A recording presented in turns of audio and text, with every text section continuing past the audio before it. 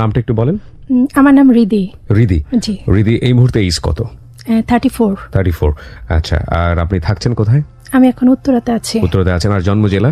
সিরাজগঞ্জ। সিরাজগঞ্জে। সিরাজগঞ্জের মেয়ে রিদি, নামটা অনেক সুন্দর। সে আজকে এখানে এসছে তার নিজের জীবনের গল্প বলার জন্য। তার আগে আমি আপনাকে কয়েকটা প্রশ্ন করতে চাই। আপনি হ্যালো ইট 920 নিশ্চয়ই শোনেন? জি। কতদিন যাবত শুনছেন? 2 ইয়ার্স।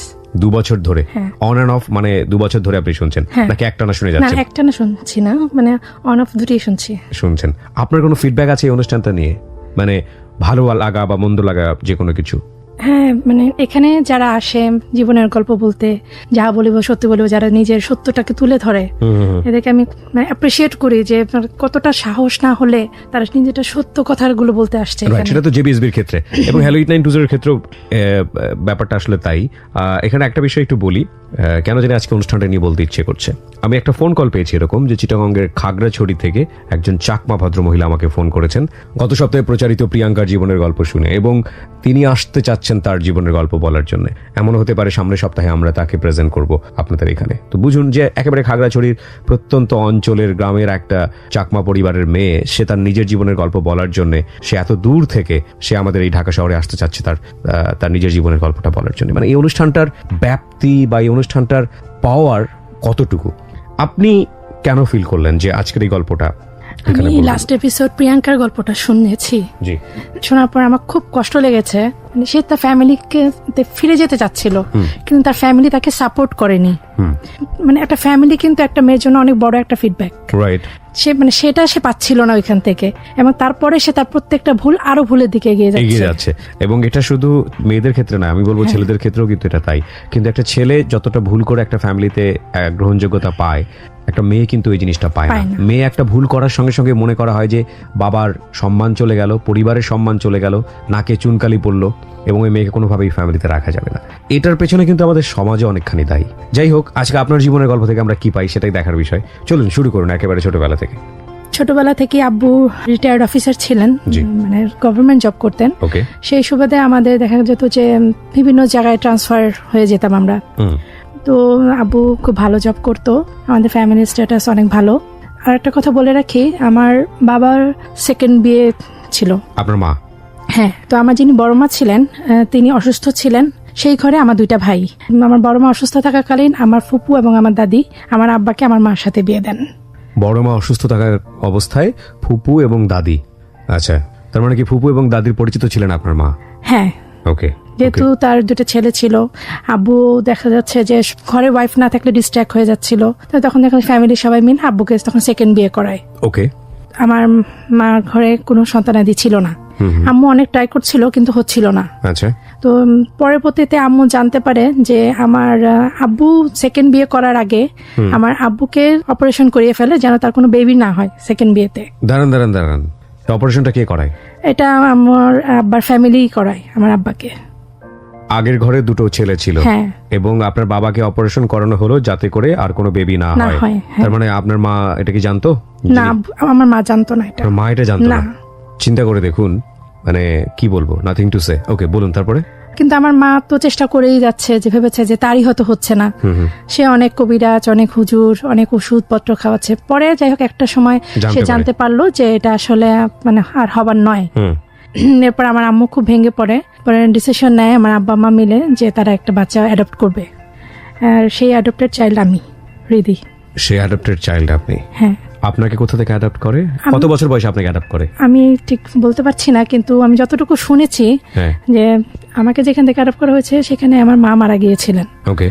মা মারা যাওয়ার পরে সেখান থেকে নিয়ে আসে আমাকে। Okay, you can take your time, no problem. এরপরে আর কি আমার ভাইরা জিনিসটা মেনে নিতে পারছিল না, যে তারা তো আছেই, তাহলে আমি কেন, আমাকে কেন আনা হলো? তখন তো আপনার ভাইরা তো অনেক বড় বড়ই ছিল। হ্যাঁ, তখন প্রায় ওরা, মানে আমার মার সাথে যখন আব্বুর বিয়ে হয় তখন আমার ভাইরা 8-9-এ পড়তো। আচ্ছা। ভাইয়ারা তখন আমাকে অ্যাকসেপ্ট করতে পারে নাই, কিন্তু তারা যেহেতু ছোট ছিল তাদের তো কথার কোনো ওখানে থাকতো না। আমার মানে দাদার বাড়ি ফ্যামিলি সবাই জিনিসটা অ্যাকসেপ্ট করলো, যে যেহেতু আমার মার ছেলে মেয়ে নাই। ওকে। এরকম ভাবে বেশ আমিও বড় হতে লাগলাম। আমার ভাইয়ার আমাকে ছোটবেলায় খুব আদর করতো, খুব আদরে মানুষ হয়েছে। যেহেতু আমি একা ছিলাম মেয়ে, কখনোই মানে কোনো জিনিস আবদার অপূর্ণ থাকতো না। কখনোই কোনো কিছু বলার আগে পেয়ে যেতাম। যেতেন, হ্যাঁ। এক গ্লাস পানিও হয়তো কোনোদিন ঢেলেও খাইনি আমি, ওকে। অনেক আদরে। এবং তারা কখনো এটা বুঝতে দেয়নি যে আমি তাদের অ্যাডপ্টেড চাইল্ড। এরপরে যখন আমি ক্লাস 9-এ পড়ি, তখন আমি জানলাম যে আমার বড় মা আছে, মানে আমার বাবার ফার্স্ট ওয়াইফ আছে। তখন এটা এর আগে আমি জানতাম না। তখন এটা আমি ফ্ল্যাশ হলো যে আমার বাবার এক বড় ওয়াইফ আছে, সে অনেক দূরে থাকে আর কি। মানে সেই সময়টাতে উনি ফ্যামিলিতে থাকতো না? না না না, উনি অসুস্থ ছিল তো। তো ওনাকে কোথায় রেখেছিল? উনি ওনার ভাইদের সাথে থাকতো পাবনা। এটা তো আরো তো ইনহিউম্যান অ্যাটিটিউড হয়ে গেল। ওকে, বলেন। উনি মেন্টাল পেশেন্ট ছিলেন। ও ওকে। যার জন্য উনি কি পাবনাতে ছিলেন ওই সময় মানসিক না, হাসপাতালে? মানুষ হাসপাতালে না, ওনার ভাইয়ের কাছে ছিল। ওকে, ওনার ভাই আর কি ওনার জন্য বিয়েও করেনি, এবং এই বিয়েটা কিন্তু আমার চাচা আমার আব্বুকে বিয়েটা করায়। ওকে। কারণ তখন আমার আব্বুর অবস্থা ভালো ছিল না, উনি ইঞ্জিনিয়ারিং পড়ছিলেন। আচ্ছা। তো দেখা যায় ইঞ্জিনিয়ারিং পড়তে গেলে তখনকার দিনে কিন্তু অনেক টাকা খরচের দরকার। সেটা আলটিমেটলি বিয়ে করার মাধ্যমে হ্যাঁ, উনি হ্যাঁ। পেয়েছিলেন। কিন্তু আমার আব্বু কিন্তু জানতেন না যে আমার বড় মা অসুস্থ মানসিক ভাবে। ওটা কি বিয়ে করার পরে জেনেছেন? হ্যাঁ, বিয়ে করার পরে জেনেছে, এবং সেটা আস্তে আস্তে সে বুঝতে পারে যখন ওনার মানে 2টা ছেলে হওয়ার পর একটা মেয়েও হয়। তো সেই মেয়েটা নিউমোনিয়াতে মারা যায়। তখন থেকে উনি আরো বেশি অসুস্থ হয়ে গেলেন। তখন তাকে কিছুতেই কন্ট্রোল করা যাচ্ছিল না, বেশ কিছুদিন হাসপাতালেও রাখা হয়, পাবনা মেন্টাল অ্যাসাইলামে রাখা হয়। উনি আমার বাবাকে মারতেও আসতো, এরকম একটা অবস্থা পরিস্থিতি হয়ে গেছিল। তখন আমার দাদির বাড়ি ফ্যামিলিও বললো যে এভাবে তো হবে না, কারণ তার ছেলে 2টা আছে, তাদেরকেও তো যে কোনো সময় হ্যাম্পার করতে পারে। তখন তার ভাই তাকে নিয়ে চলে গেল, আর তখন আমার আব্বা আমার মাকে পরে আর কি বিয়ে করলো। তো এরপরে আর কি যখন আমি জানলাম যে আমার বড় মা আছে, বড় মা মাঝে মাঝে আসতো আমার ভাইয়ের বাসায়। আচ্ছা। আমার ভাইরা আলাদা থাকে, দুজনই বিয়ে শাদী হয়ে গেছে, তো দুজনই আলাদা থাকে আমার ভাইরা। তো দেখা যেত ছোট ভাইটার বাসায় আমার বড় মা আসতো মাঝে মাঝে। তো তখন আর কি আমি জানতে পারলাম যে আমার, তখন আপনার বয়স কত? তখন আমি 9-এ পড়ি। ক্লাস 9-এ পড়েন? হ্যাঁ। ওকে। তখন যে জিনিসটা প্রথমে একসেপ্ট করতে পারি নাই যে এটা। তখনও কি আপনি জানেন আপনি অ্যাডপ্ট চাইল্ড? না, তখন আপনি জানেন না? আচ্ছা। গ্রামে গেলে সবাই হয় না যে সবাই বলে যে আল্লাহ এই মেয়েটাকে দেখছি না, আমাকে নিয়ে আসছিল একদিন, বাচ্চা কাচ্চা হয় নাই। তখন আমি কানা ঘোষা ব্যাপারগুলো হ্যাঁ মানে কানে আসতো, কিন্তু এগুলো বুঝতে পারতাম না যে পালক কি বা অ্যাডাপ্টেড কি বা আমাকে কোথা থেকে আনছে, এগুলো মানে বলতো ঠিকই, কিন্তু আমি এগুলো বুঝতে পারতাম না। হয়তো বাসায় এসে জিজ্ঞেস করতাম কাজিনদেরকে যে আচ্ছা সবাই যে বলে পালক নিয়ে আসছে, কিসের পালক, আমি কিসের পালক বুঝলাম না। তখন ওরাও দেখা যেত যে ওরা দুষ্টামি করে করে বলছে না, গ্রামের মানুষ বুঝে না, তোমাকে এমনি একটা বলছে, এরকম করে ওরা আমাকে বুঝায় এইভাবে রাখতো। আচ্ছা আচ্ছা। এরপর যখন 9-এ পড়ি তখন এই বড় মার ব্যাপারটা জানতে পারি, তখন এটা আমি ইজিলি ভাবে নিয়ে নিয়েছি। 9-এ পড়াকালীন আমার এক ছেলের সাথে পরিচয় হয়। ওকে। এখানে আমি পরিচয়টা কিভাবে হলো? পরিচয়টা হলো আমাদের বাসার কাছে একটা মার্কেট আছে, জি। ওর একটা দোকান ছিল, তো সেই দোকানে ছিল, সেখানে আমি যেতাম। আচ্ছা। তখন তার সাথে আমার ওই দেখা যেত যে টিনেজ এইজ, দেখা যেত যে সে হাসলে আমারও ভালো লাগতো, আমি হাসলে তারও ভালো লাগতো। দোকানে কি ছিল সে? আলটিমেটলি দোকানে সেলসম্যান ছিল? না, সেলসম্যান না, মানে পার্টনারশিপ ছিল তাদের দোকানটা। মানে তার অ্যাটিটিউডে আপনি ভালো লেগে যায় আর কি। তারও ভালো লাগাটা শুরু, আমারও ভালো লাগাটা ওইখান থেকেই শুরু। তখন আর কি হয়তো আমি মার্কেটে ঘুরলে সে আমার পিছনে পিছনে ঘুরতো, আবার আমিও যখন যেতাম তার দোকানের সামনে দিয়েই হয়তো যেতাম। এরপরে আর কি একদিন সে বলেই ফেললো, আর আমার স্কুলের কাছেই মার্কেটটা ছিল। আচ্ছা। তো দেখা যেত স্কুল শেষ করে তখন আমি ওখানে চলে যেতাম একটু দেখার জন্য। ছেলেটার নাম কি ছিল? জীবন। জীবন, ওকে। তো একদিন হঠাৎ অনেক বৃষ্টি হচ্ছিল, তো ওই দিন মার্কেট বেশ ফাঁকাও ছিল। তো তখন আমি দোতলায় বারান্দায়, আমার বান্ধবী ছিল সাথে একজন, তো ওর সাথে গিয়ে দাঁড়ালাম। দাঁড়ানোর পরে সেখানেও মানে তখনই আমাকে প্রপোজ করলো যে, এসে কি বললো? I love you.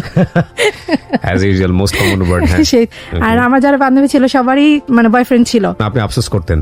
হ্যাঁ, জ্বালা আমাকে কেউ কোনোদিন আই লাভ ইউ বললো না। তো যার জন্য যখন ও প্রপোজ করলো তখন আমি খুব খুশি হয়ে গেলাম যে আমাকে কেউ প্রপোজ করছে, আমাকে কেউ ভালোবাসছে, মানে এটা আমার কাছে খুব অবিশ্বাস্য ছিল। এরপরে আর কি এখান থেকেই আর কি তখন শুরু। তখন আমরা ফোন নাম্বারটা, তখন তো আর মোবাইল ছিল না, তখন কন্ট্যাক্ট TNT লাইন ছিল।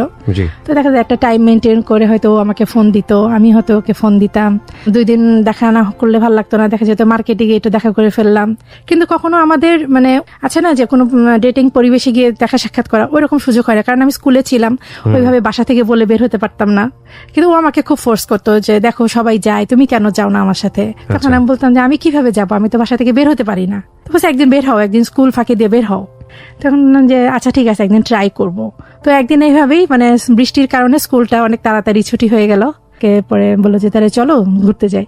কিন্তু আমি এতটাই বোকা ছিলাম যে আমি ঘুরতে যাওয়ার সময় আমার বান্ধবীকেও সাথে করে নিয়ে গেছি, একা একা যাবো না দেখে। ওকে। কারণ তখন তো সবাই মানে অনেক বলতো যে এরকম ছেলেরা কত কিছু করতে পারে, যে তুমি ভয় সংকোচ ছিল। তো দেখা যেত আমি বান্ধবীকে ওর সাথে করে নিয়ে যেতাম। তো এটাতে আবার সে খুব বিরক্ত হতো যে তুমি কেন ওকে আনছো।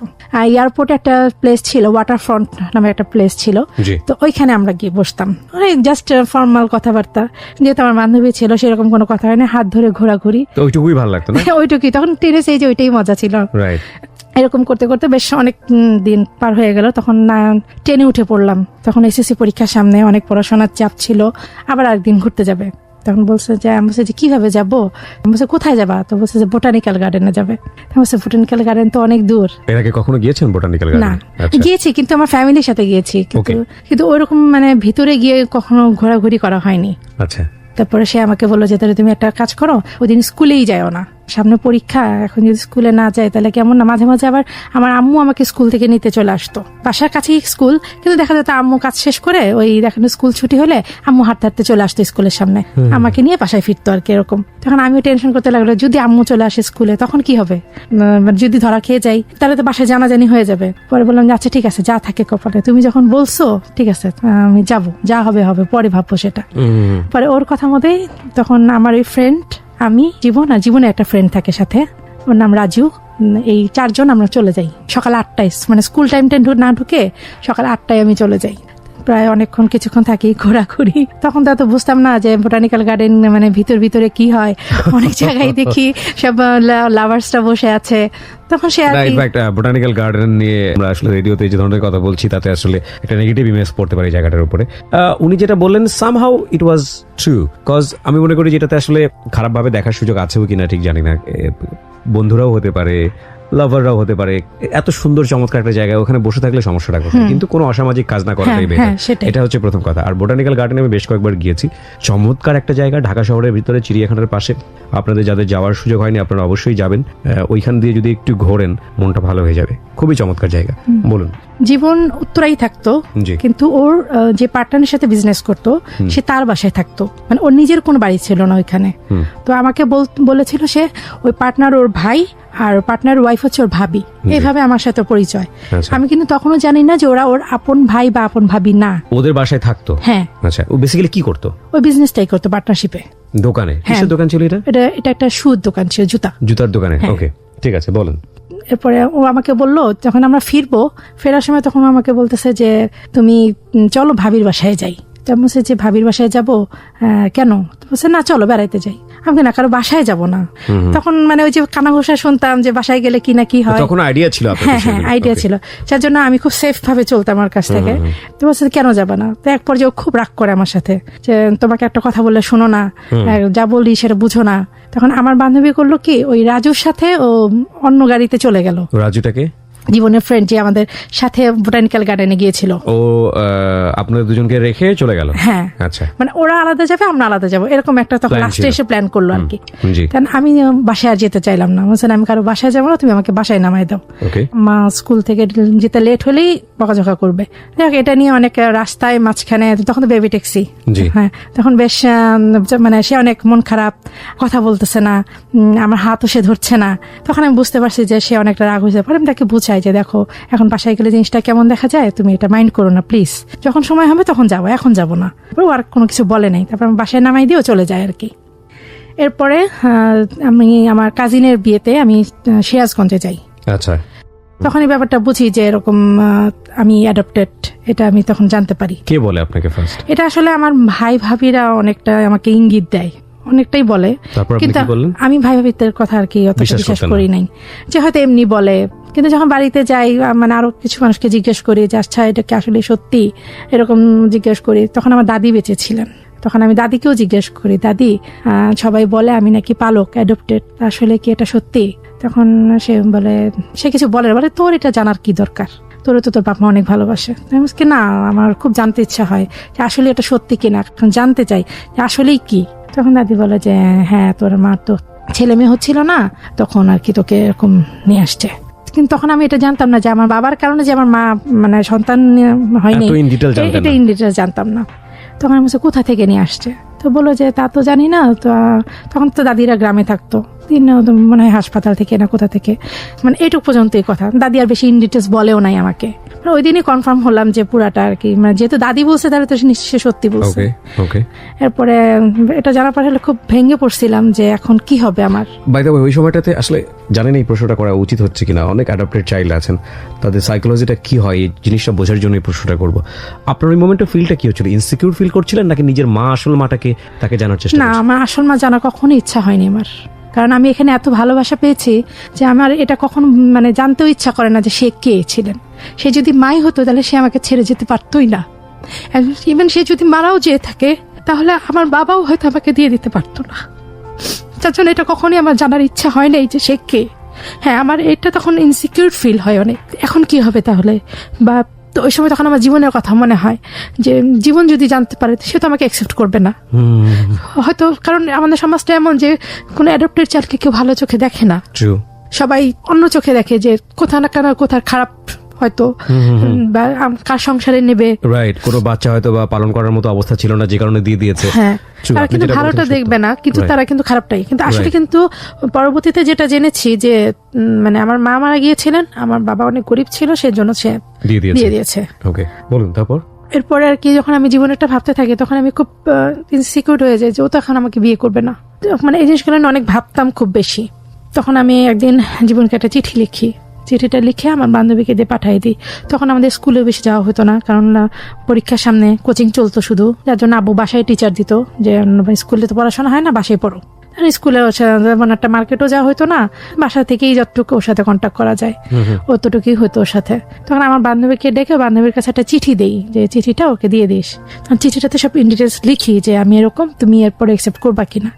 কিন্তু সেটার কোনো উত্তর দিচ্ছে আমার কাছ থেকে। তারপরে একদিন বেশ কায়দা করে মার্কেটে চলে গেলাম, এটা ওটা কেনার কথা বলে আম্মুর সাথেই গেলাম। আম্মুকে হয়তো অন্য দোকানে, আমি ওই ফাঁকে হয়তো তার সাথে দেখা করতে চলে আসছি। সে আমাকে অ্যাভয়েড করা শুরু করলো, কিন্তু দেখা হলে যে কথা বলতো না তা না, কিন্তু ফোন করতো না বা খোঁজ খবর নিত না। কিন্তু আবার আমি যদি যে দেখা করতাম তাহলে আবার কথা বলতো। তো তখন আমি বললাম যে আমি তোমাকে একটা চিঠি দিয়েছিলাম, তুমি চিঠিটা কি পেয়েছো? তো বললো যে হ্যাঁ পেয়েছি। তো বললাম যে তাহলে তুমি তো কোনো অ্যান্সার করলে না, মানে তুমি কি এগ্রি আমার ব্যাপারে? এখন তো তুমি সব জানো, বলছে এগুলো নিয়ে ভাবার দরকার নেই, এগুলো কোনো ম্যাটার না, তুমি এগুলো নিয়ে ভাবতে হবে না, তুমি তো যেটা করছো সামনে পরীক্ষা, পড়াশোনাটা করো। সে তখন আমি একটু আশ্বস্ত হলাম যে হয়তো সে এটা নিয়ে আসলে অরিট না। সে যখন বললো তখন আমি বেশ নিশ্চিন্ত হলাম যে না, তার মানে আমাদের এখনো মানে ভালোবাসাটা আছে। জিনিসটা এইভাবেই চিন্তা করলাম। এর মধ্যে আমার এসএসসি পরীক্ষা হয়ে গেল, ওর সাথে কন্ট্যাক্টও খুব কম হতো। দেখা যেত যে যেহেতু দেখা সাক্ষাৎ করার তেমন কোনো সুযোগ ছিল না, যার জন্য ওইভাবে দেখা সাক্ষাৎও হতো না। এরপরে আমার রেজাল্ট আউট হয়ে গেল।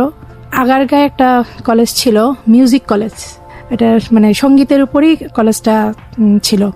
তখন আমার আব্বু ডিসিশন নিল যে সবাই তো জেনারেল লাইনে পড়ে, তাহলে তুমি একটু টেকনিক্যাল লাইনে পড়াশোনা করো, কারণ আমি ছোটবেলা থেকে গান শিখতাম। তো তখন আব্বু বললো যে তাহলে ওখানেই ভর্তি হও। তার মানে গানের টিচার ছিলেন, তার উদ্যোগেই আমি ওই আগারগাঁয়ে ওই কলেজটায় ভর্তি হই। ইন্টারে এসএসসি রেজাল্ট কি দাঁড়ালো? এসএসসি রেজাল্ট সেকেন্ড ডিভিশন ছিল। সেকেন্ড ডিভিশন, ওকে। ওখানে অ্যাডমিশন নিলাম, কিন্তু যাওয়া আসাটা উত্তরা থেকে অনেক দূর ছিল। তো এরকম যখন আমার রেজাল্ট আউট হলো, তার কোনো খবর নাই। মার্কেটে যাচ্ছি, মার্কেটও পাচ্ছি না, কোথাও তাকে পাচ্ছি না। তারপর তার বাসায় ফোন করছি, তার বাসায়ও মানে কেউ কিছু বলতে পারছে না। অনেক বেশি আবার কয়েকদিন পরে তখন তার ভাবি ফোনটা ধরলো। তখন বললাম যে ভাবি, আমি রিদি বলছিলাম, তো আমাকে একটু জীবনকে চাই। তো বলছে তুমি জানো না জীবন কোথায়? না তো, ও কোথায়? তো বলছে যে জীবন তো আজকে রাত্রে দেশের বাইরে চলে যাবে। দেশের বাইরে? দেশের বাইরে। ওকে। বলছে কি বলেন দেশের বাইরে? মানে আমাকে তো কিছু বলে নাই সে। তো বলছে যে এখন তো মনে হয় মার্কেটে আছে, তুমি মার্কেটে গেলে দেখা করতে পারবা। তখন ওদের অনেক বৃষ্টি হচ্ছিল, কিন্তু মানে আমি যে হুটহাট করে বের হবো ওরকম তো আসলে আমার বাসা পরিস্থিতি ছিল না যে হুট করে বের হয়ে চলে যাব। কিন্তু আমার জীবনের সম্পর্কের কাহিনীটা আমার ছোট ভাবিটা কিছুটা জানতো। তখন সে আর কি কোনো একটা কারণে মার্কেটে যায়, জীবন ভাবিকে চিনে। তখন জীবন শুধু ভাবিকে এটা বলছে যে ভাবি তানজিনাকে মানে ওকে বলবেন যেন ও যেন ওয়েট করে। আচ্ছা, শুধু এইটুক বলে। তখন ভাবি আর কিছু বলে নাই, যেখানে কারণ ভাবি এটার ব্যাপারে বেশি একটা ইন্টারেস্ট ছিল না। আমি তো যখন শুনছি সে বিদেশে চলে যাবে, সাথে সাথে আমি মার্কেটে ওর এক ফ্রেন্ডের দোকান আছে সেখানে ফোন করি। তখন তাকে বলি যে ভাইয়া ও নাকি বিদেশে চলে যাচ্ছে। বলে হ্যাঁ তুমি জানো না? আমাকে না, তো আমাকে তো কিছু বলে নাই। বলে যে না, ওর তো অনেক আগে পাসপোর্ট হয়ে গেছে, ভিসা হয়ে গেছে, আজকে রাত্রে 12টায় ওর ফ্লাইট। আমাকে তো কিছুই বলে নাই। এখন আমি ওর সাথে কিভাবে কন্ট্যাক্ট করবো এটা পারছিলাম না, এটা কিছুতেই আর তাকে ধরতে পারছি না। রাইট, হঠাৎ করে এরকম অ্যাটিটিউড করলেও তো মনের মধ্যে এক ধরনের সন্দেহ তৈরি হয়। রাইট, তখন পরে ভাবলাম যে বেশ অনেকদিন হলেই তো সে অ্যাভয়েড করছে, ঠিক মতো কথা বলে না, দেখা করে না। তখন আমিও অনেকটা ভেঙে পড়ি, অনেক কান্নাকাটি করতে থাকি যে আমি একটু যাওয়ার সময় দেখতেও পারলাম না, একটু কথাও হলো না, কেন যাচ্ছে, কবে ফিরবে, আদৌ ফিরবে কিনা, বা এর মধ্যে যদি আমার কোথাও বিয়ে হয়ে যায় আমি কি তার জন্য ওয়েট করবো কিনা, মানে কিছুই বললো না, এটা কেমন ধরনের কথা। স্বাভাবিক কান্নাকাটি গুলো ঘরের মানুষ তো কিছুটা হলেও বুঝতে পারে যে কিছু একটা হয়েছে। আমার ভাবি তখন আমাদের পাশে ফ্ল্যাটেই থাকতো, আর তখন ভাবি আসে, যখন বুঝলাম সে দেখেই বুঝছে যে কিছু একটা হয়েছে, তখন সে আমাকে বললো যে আজকে তো মার্কেটে গেছিলাম, তখন জীবনের সাথে দেখা হয়েছে। তাই কি বলছে তোমাকে জীবন? তো তেমন তো কিছু বলে নাই, শুধু দেখা হওয়ার পরে বললো যে ভাবি ওকে বললেন ওয়েট করতে। মানে এটা কি আপনার ভাবিও জানতো? হ্যাঁ, কিছুটা জানতো। এরপরে জীবন ভাবিকে বলে গেল ওয়েট করার জন্য, আপনার সঙ্গে কথা বললো না? আমার সাথে কোনো কথা বললো না। ওকে, আমাদের মধ্যে কনফিউশন তৈরি হচ্ছে যে কেন এরকম অ্যাটিটিউড করবে, যদি পছন্দ না করে তাহলে তো আবার অপেক্ষা করার কিছু নেই। আমি কিন্তু এটা নিয়ে তাকে অনেক বারবার বলেছি যে তুমি স্ট্রেট বলো, তুমি যদি আমাকে পছন্দ না করো এখানে স্টপ করে দাও আমাদের রিলেশন, আর যদি মনে করো যে না চালাবা তাহলে সেটা ভালোভাবে রাখো। মানে এটা বেসিক্যালি অ্যাডাপ্টেড চাইল্ড, এটা শোনার পর থেকেই তার অ্যাটিটিউড গুলো এরকম হয়ে গেল। কিন্তু সে তো বলেছিল যে তার এটা নিয়ে কোনো সমস্যা নাই, মুখের বলাতে তো হবে না, অ্যাটিটিউডই হচ্ছে ফোকাস করে। তারপরে সে ভাবি যখন এসে বললো তখন তো আমি আরো ভেঙে পড়লাম যে কি ওয়েট করব, কত বছর ওয়েট করব, সেটা 6 মাস, 3 মাস, 1 বছর। তখন ভাবি তো আর কিছু বলতে পারলো না। তো দেখা গেল যে রাত 12টার সময় টিএনটিতে ফোন। আচ্ছা, তখন ওই দিন আবার আমাদের বাসায় গেস্ট ছিল, যার জন্য ফোনটা আমার আব্বু আম্মুর বেডরুমেই থাকে। তো দেখা যাচ্ছে ফোনটা যখন আসছে তখন মানে বাসায় গেস্ট থাকার কারণে আব্বু আম্মুর ড্রয়িং রুমে ছিল সবাই, আমি আবার তখন ওই দিন আবার ওই রুমেই ছিলাম, আর আমাদের ক্যাসেট প্লেয়ারটা আবার আব্বুর রুমেই ছিল। গান শুনতে হলে আব্বুর রুমেই শুনতে হতো আমাকে। এরকম করতে করতে রাত 12টার সময় ফোন দিল। তখন আমারও কেন জানি মনে হচ্ছিল যে ওই হয়তো ফোন করছে। তখন আমিও গিয়ে ফোনটাই রিসিভ করি। তখন বললো যে আমাকে বললো যে তুমি কেমন আছো, তুমি কোথায়? তখন বললো যে আমি এয়ারপোর্ট। এয়ারপোর্টে কেন? তুমি কোথায় যাচ্ছ? তুমি আমাকে কিছুই বললা না, আমাকে ছেড়ে চলে যাচ্ছ, আমি কি করব? কারণ তখন যেহেতু ইন্টার ফার্স্ট ইয়ারে বলি, তখন থেকে আমার বাসায় বিয়ের কথা হচ্ছে আমার। শোনো, আমার তো বিয়ের কথা হচ্ছে, যদি কিছু হয়ে যায়। বলে কি না, এত তাড়াতাড়ি কিছু হবে না, তুমি চিন্তা করো না, আমি তো চলেই আসবো, 5টা বছর ওয়েট করো। আমাকে 5 বছর কি আমার ফ্যামিলি রাখবে? তখন তো অলরেডি সেই এয়ারপোর্টে। হ্যাঁ, অলরেডি সেই এয়ারপোর্টে। তুমি 5 বছরের ওয়েট কথা বলে, এত বছর আমি কিভাবে থাকবো? ততদিনে আপনাদের প্রেমের সম্পর্ক কত বছরের? তখন প্রায় 2 বছর। 9, 10 এসএসসি ইন্টার ফার্স্ট ইয়ার তখন। ওকে, না তুমি ওয়েট করো, আমি আসবো তো বলছি। এই যে ফোনটা রাখলো, আর ফোন করেনি। কোন দেশে যাচ্ছিল? সিঙ্গাপুরে। ওকে, সে যে ফোনটা রাখলো, তারপরে প্রায় দীর্ঘ 6 মাস তার সাথে আর কোনো কন্ট্যাক্ট হয়নি আমার। এরপরে আমি তো ভাবলাম সে ভুলেই গেছে, হয়তো আর কোনো কন্ট্যাক্ট করতে চায় না। ভাবলাম যে আমাদের রিলেশনের হয়তো এখানেই আমিও আমার মতো তখন ক্লাস এগুলো নিয়ে বিজি ছিলাম। বিয়ের কথা হচ্ছিল কিন্তু সেরকম সিরিয়াসলি ভাবে কিছু হচ্ছিল না ওই সময়। তারপর 6 মাস পরে হঠাৎ একদিন সে ফোন করলো। আচ্ছা, এবং সেটা বাংলাদেশে এসে ফোন করলো। বাংলাদেশে এসে? হ্যাঁ, বাংলাদেশে এসে ফোন করলো। তো ফোন করে বললো যে আমি তো বাংলাদেশে। তুমি কবে আসছো? বললো যে আসছি, আমি বাংলাদেশে আসছি, তুমি কোথায়? আমি তো বাসায়। তো বললো যে দেখা করতে পারবা? আমি বলছি যে হ্যাঁ পারবো।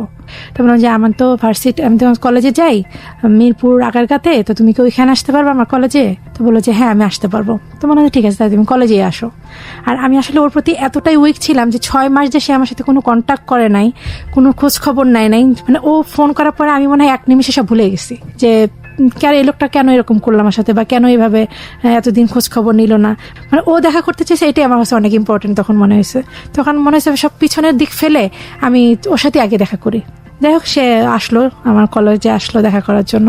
ওইখানে কিছুক্ষণ থাকলাম। এরপরে ওই যে চন্দ্রিমা উদ্যান যেটা বলে, ওইখানে আমরা দেখা করি। তো ওই দিন দেখা করার পরে সে তার পাস্ট নিয়ে আমার সাথে কিছু কথা বললো। আমি কিন্তু তার বাড়ি কোথায়, তার বাবা মা কি করে, তার ভাই বোন কয়জন, আমি এগুলোও কিছু জানতাম না। জাস্ট ওকে ভালোবাসতাম, এতটুকুই মধ্যে সীমাবদ্ধ ছিল। তো সেদিন সে আমাকে সব ডিটেলস বললো যে এরকম আমার বাবা নাই, মা আছে, বড় ভাই আছে, বোন আছে, আমার মা গ্রামে থাকে। এবং সেইটাও সাথে বললো যে তার যখন বেশ বয়স কম থাকাকালীনই সে একটা বিয়ে করেছিল আমার সাথে রিলেশন হওয়ার অনেক আগে। ওকে, আমি বলছি যে সেই ওয়াইফ কোথায় তাহলে? তো বলছে যে না, ওর সাথে অনেক আগে ছাড়াছাড়ি হয়ে গেছে। বলছে কেন ছাড়াছাড়ি করলা? তো বললো যে না, মানে অন্য কোনো পুরুষের সাথে তার সম্পর্ক ছিল, যেটা সে নাকি নিজের হাতে ধরছে, সেটা সে জানতে পারছে, এর জন্য আর কি তার সাথে ছাড়াছাড়ি হয়ে গেছে। তো সে ওই সম্পর্ক ক্লোজ করে সে উত্তরায় আসছে। তুমি তো আমাকে এটা এতদিন বলো নাই। তো বলে যে না বলি নাই, তখন তো আসলে সে আমাদের রিলেশনটা এইভাবে ভাবি নাই। আর তোমাকেও তখন এতটা গুরুত্ব দেই নেই, ভাবছি যে তুমিও সবার মতো হয়তো লাইফে আসবা, 2-4 দিন তোমার সাথে প্রেম করবো, তারপর তুমি চলে যাবা, বা তোমাকে আমি স্যাক করবো, এরকম ওর একটা চিন্তা ভাবনা ছিল তখন এরকম। আচ্ছা, তাহলে এখন কেন তোমার মনে হচ্ছে যে তুমি আমাকে সিরিয়াসলি ভাবে নিচ্ছ? আর এখন যে সিরিয়াস ভাবে নিচ্ছ তা বুঝবো কিভাবে?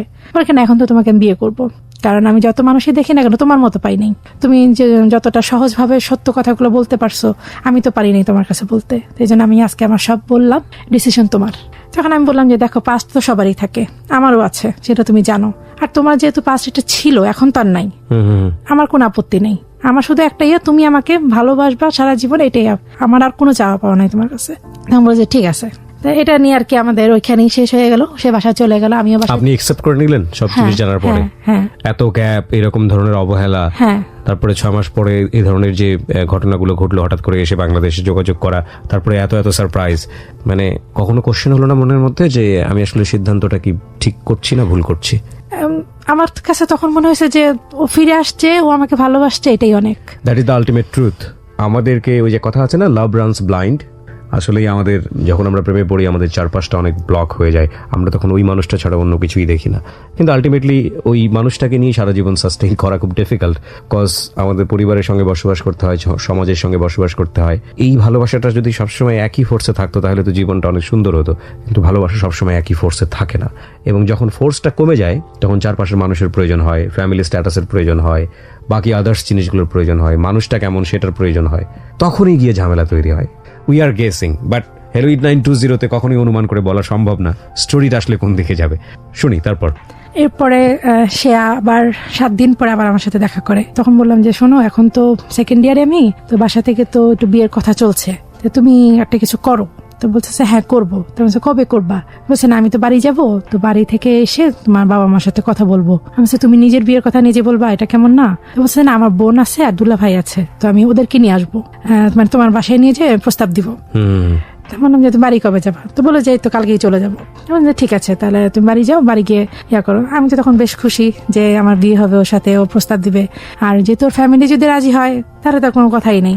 ও চলে গেল, আমিও বাসায় চলে আসলাম। যখন বাংলাদেশে মানে আসলো, যে তখন ওর এক মামার বাসায় উঠেছিল, ফকিরাপুল ছিল মামার বাসাটায়। ওর মামার একটা প্রেস ছিল, সে প্রেস থেকে সে আমাকে ফোনে কথা বলতো।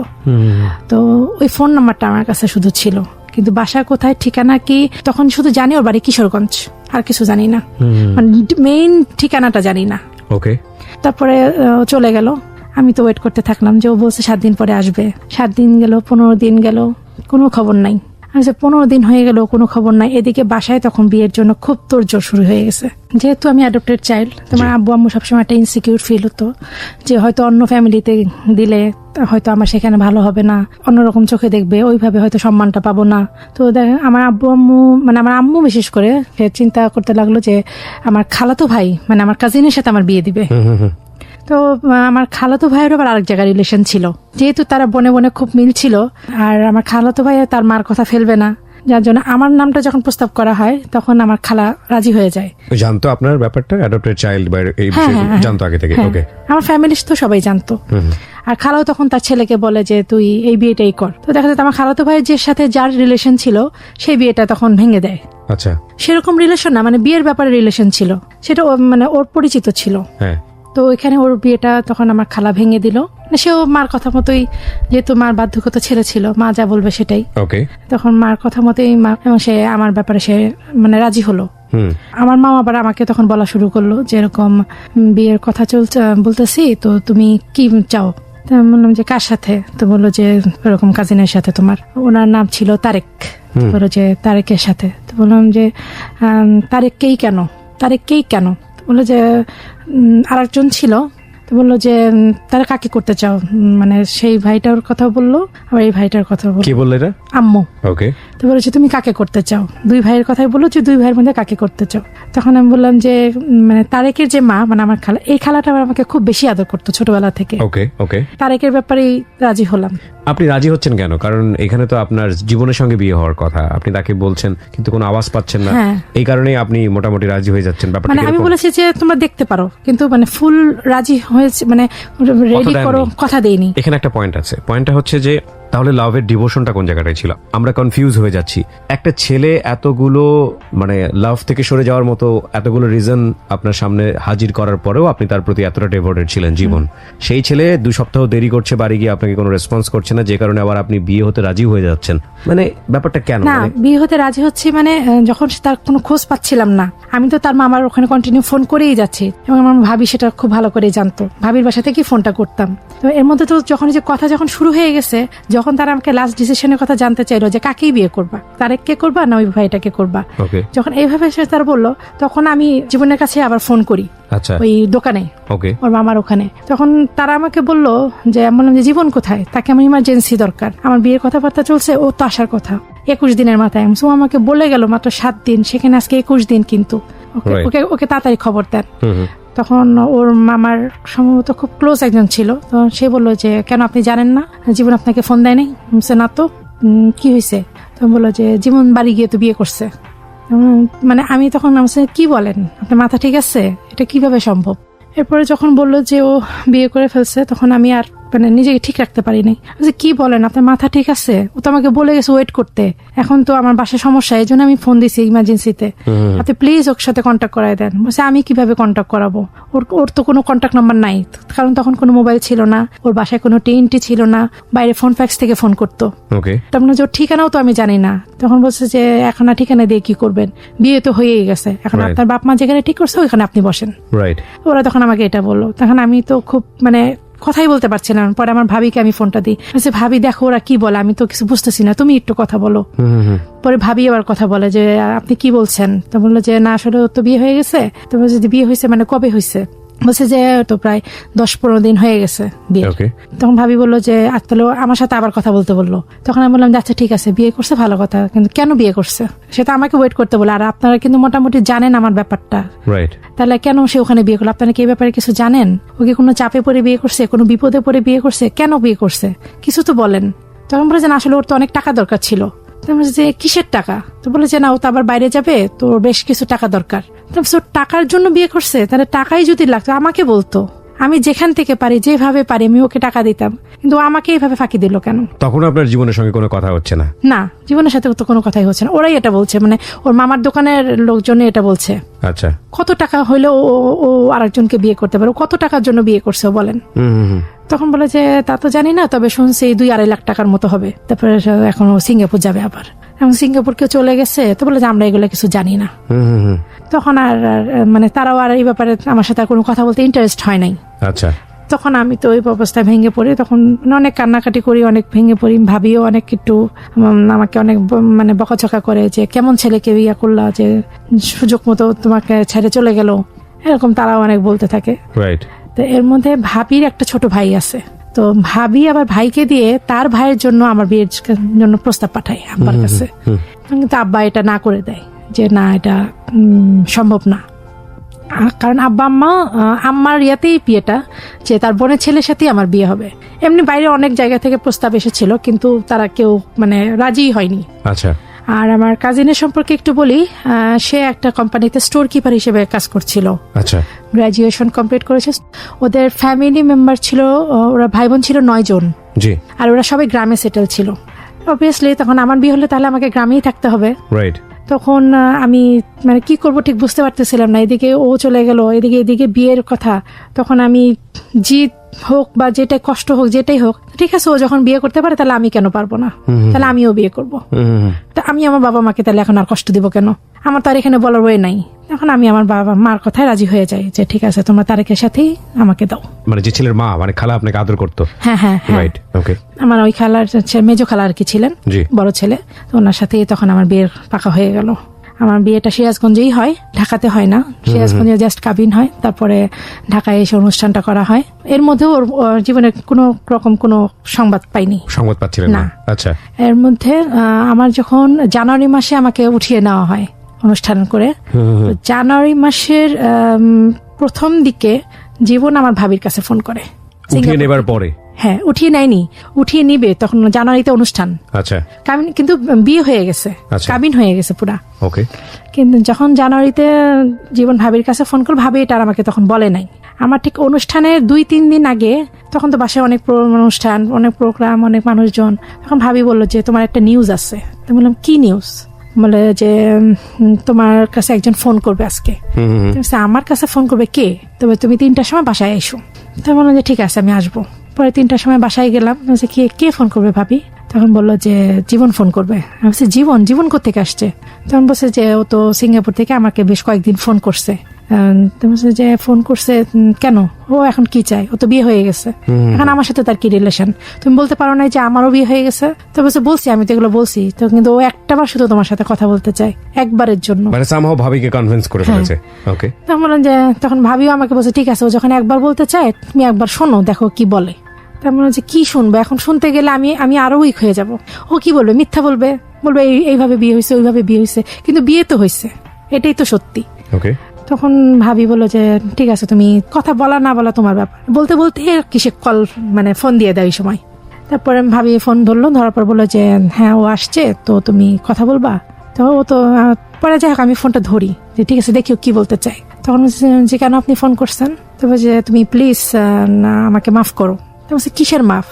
আপনি যা করছেন এরপরে তো মাফ, আপনার এত কিছু জানার পরেও আমি আপনাকে অ্যাকসেপ্ট করছি, পাস্ট যে যাই থাকুক না কেন, কিন্তু মানে এগুলো জানার পরেও কিন্তু আমি আপনার লাইফের সাথে জড়াই গেছি। তারপর আপনি কিভাবে পারলেন যে আপনি আমাকে ফেলে দিয়ে আরেকটা বিয়ে, তাও আবার টাকার জন্য?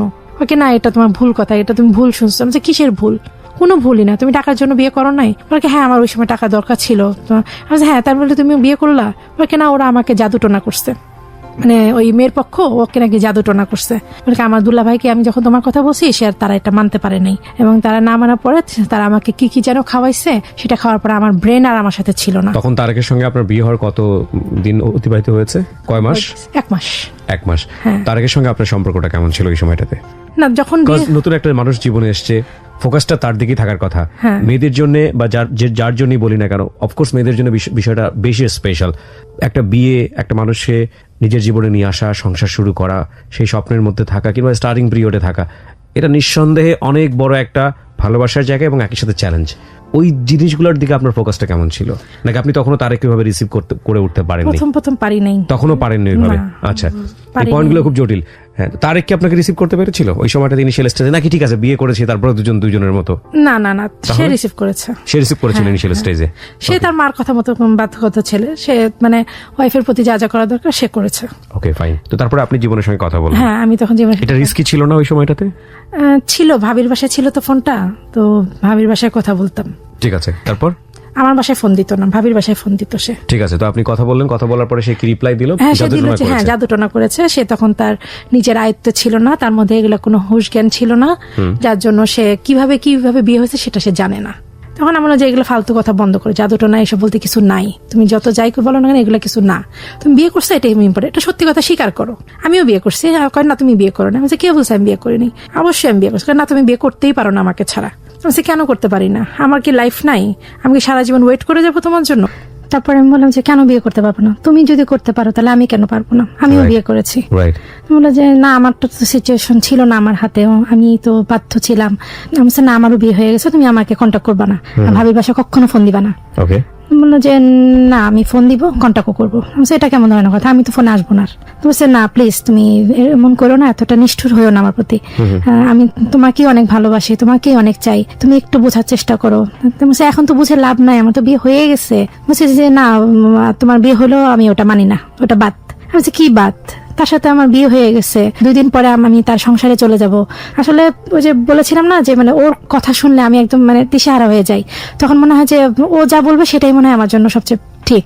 মানে তো মানে ওই সময়টা তার মাথায় কিছু কাজ করে না, ও ছাড়া মানে উইক হয়ে যায়। হ্যাঁ, ওই কি বলে যে আচ্ছা বিয়ে হলো হয়েছে, আমি তারপর তোমাকেই চাই। এটা আমি কি তাকে ছেড়ে আসতে পারবো? বলে যে আচ্ছা সেটা পরে দেখা যাবে, তুমি এখন যাই কিছু করো, তুমি আমার। আমি যে এখন আর সম্ভব না এটা। মানে কি? মানে সে আমার মানেটা কি? মানে ও কি ও ছেড়ে আসবে? আমি ওর, আর সে তার বউয়ের সাথে নাকি তার কোনো যোগাযোগ নাই, এটা বলছে আমাকে। সে আমাকে এখন কিছুটা মেজাজ বিগড়ে যাচ্ছে আমার, এবং আমার মনে হয় যে আমি আমার এই মেজাজ বিগড়ে যাওয়া ফিলটা এই জন্যই ফিল করতে চাচ্ছিলাম যে আমার লিসনার যারা আপনাকে শুনছেন তাদেরও মেজাজটা কিছুটা বিগড়ে যাবে। ইনফ্যাক্ট ওর উপরে, মানে আপনার অ্যাকশনের উপরে কি হবে না হবে সেটা একটু সামনের দিকে যাই। এটা আমরা আমার রিয়াকশনটা বললাম, যদিও বলাটা উচিত না। বলুন তারপরে।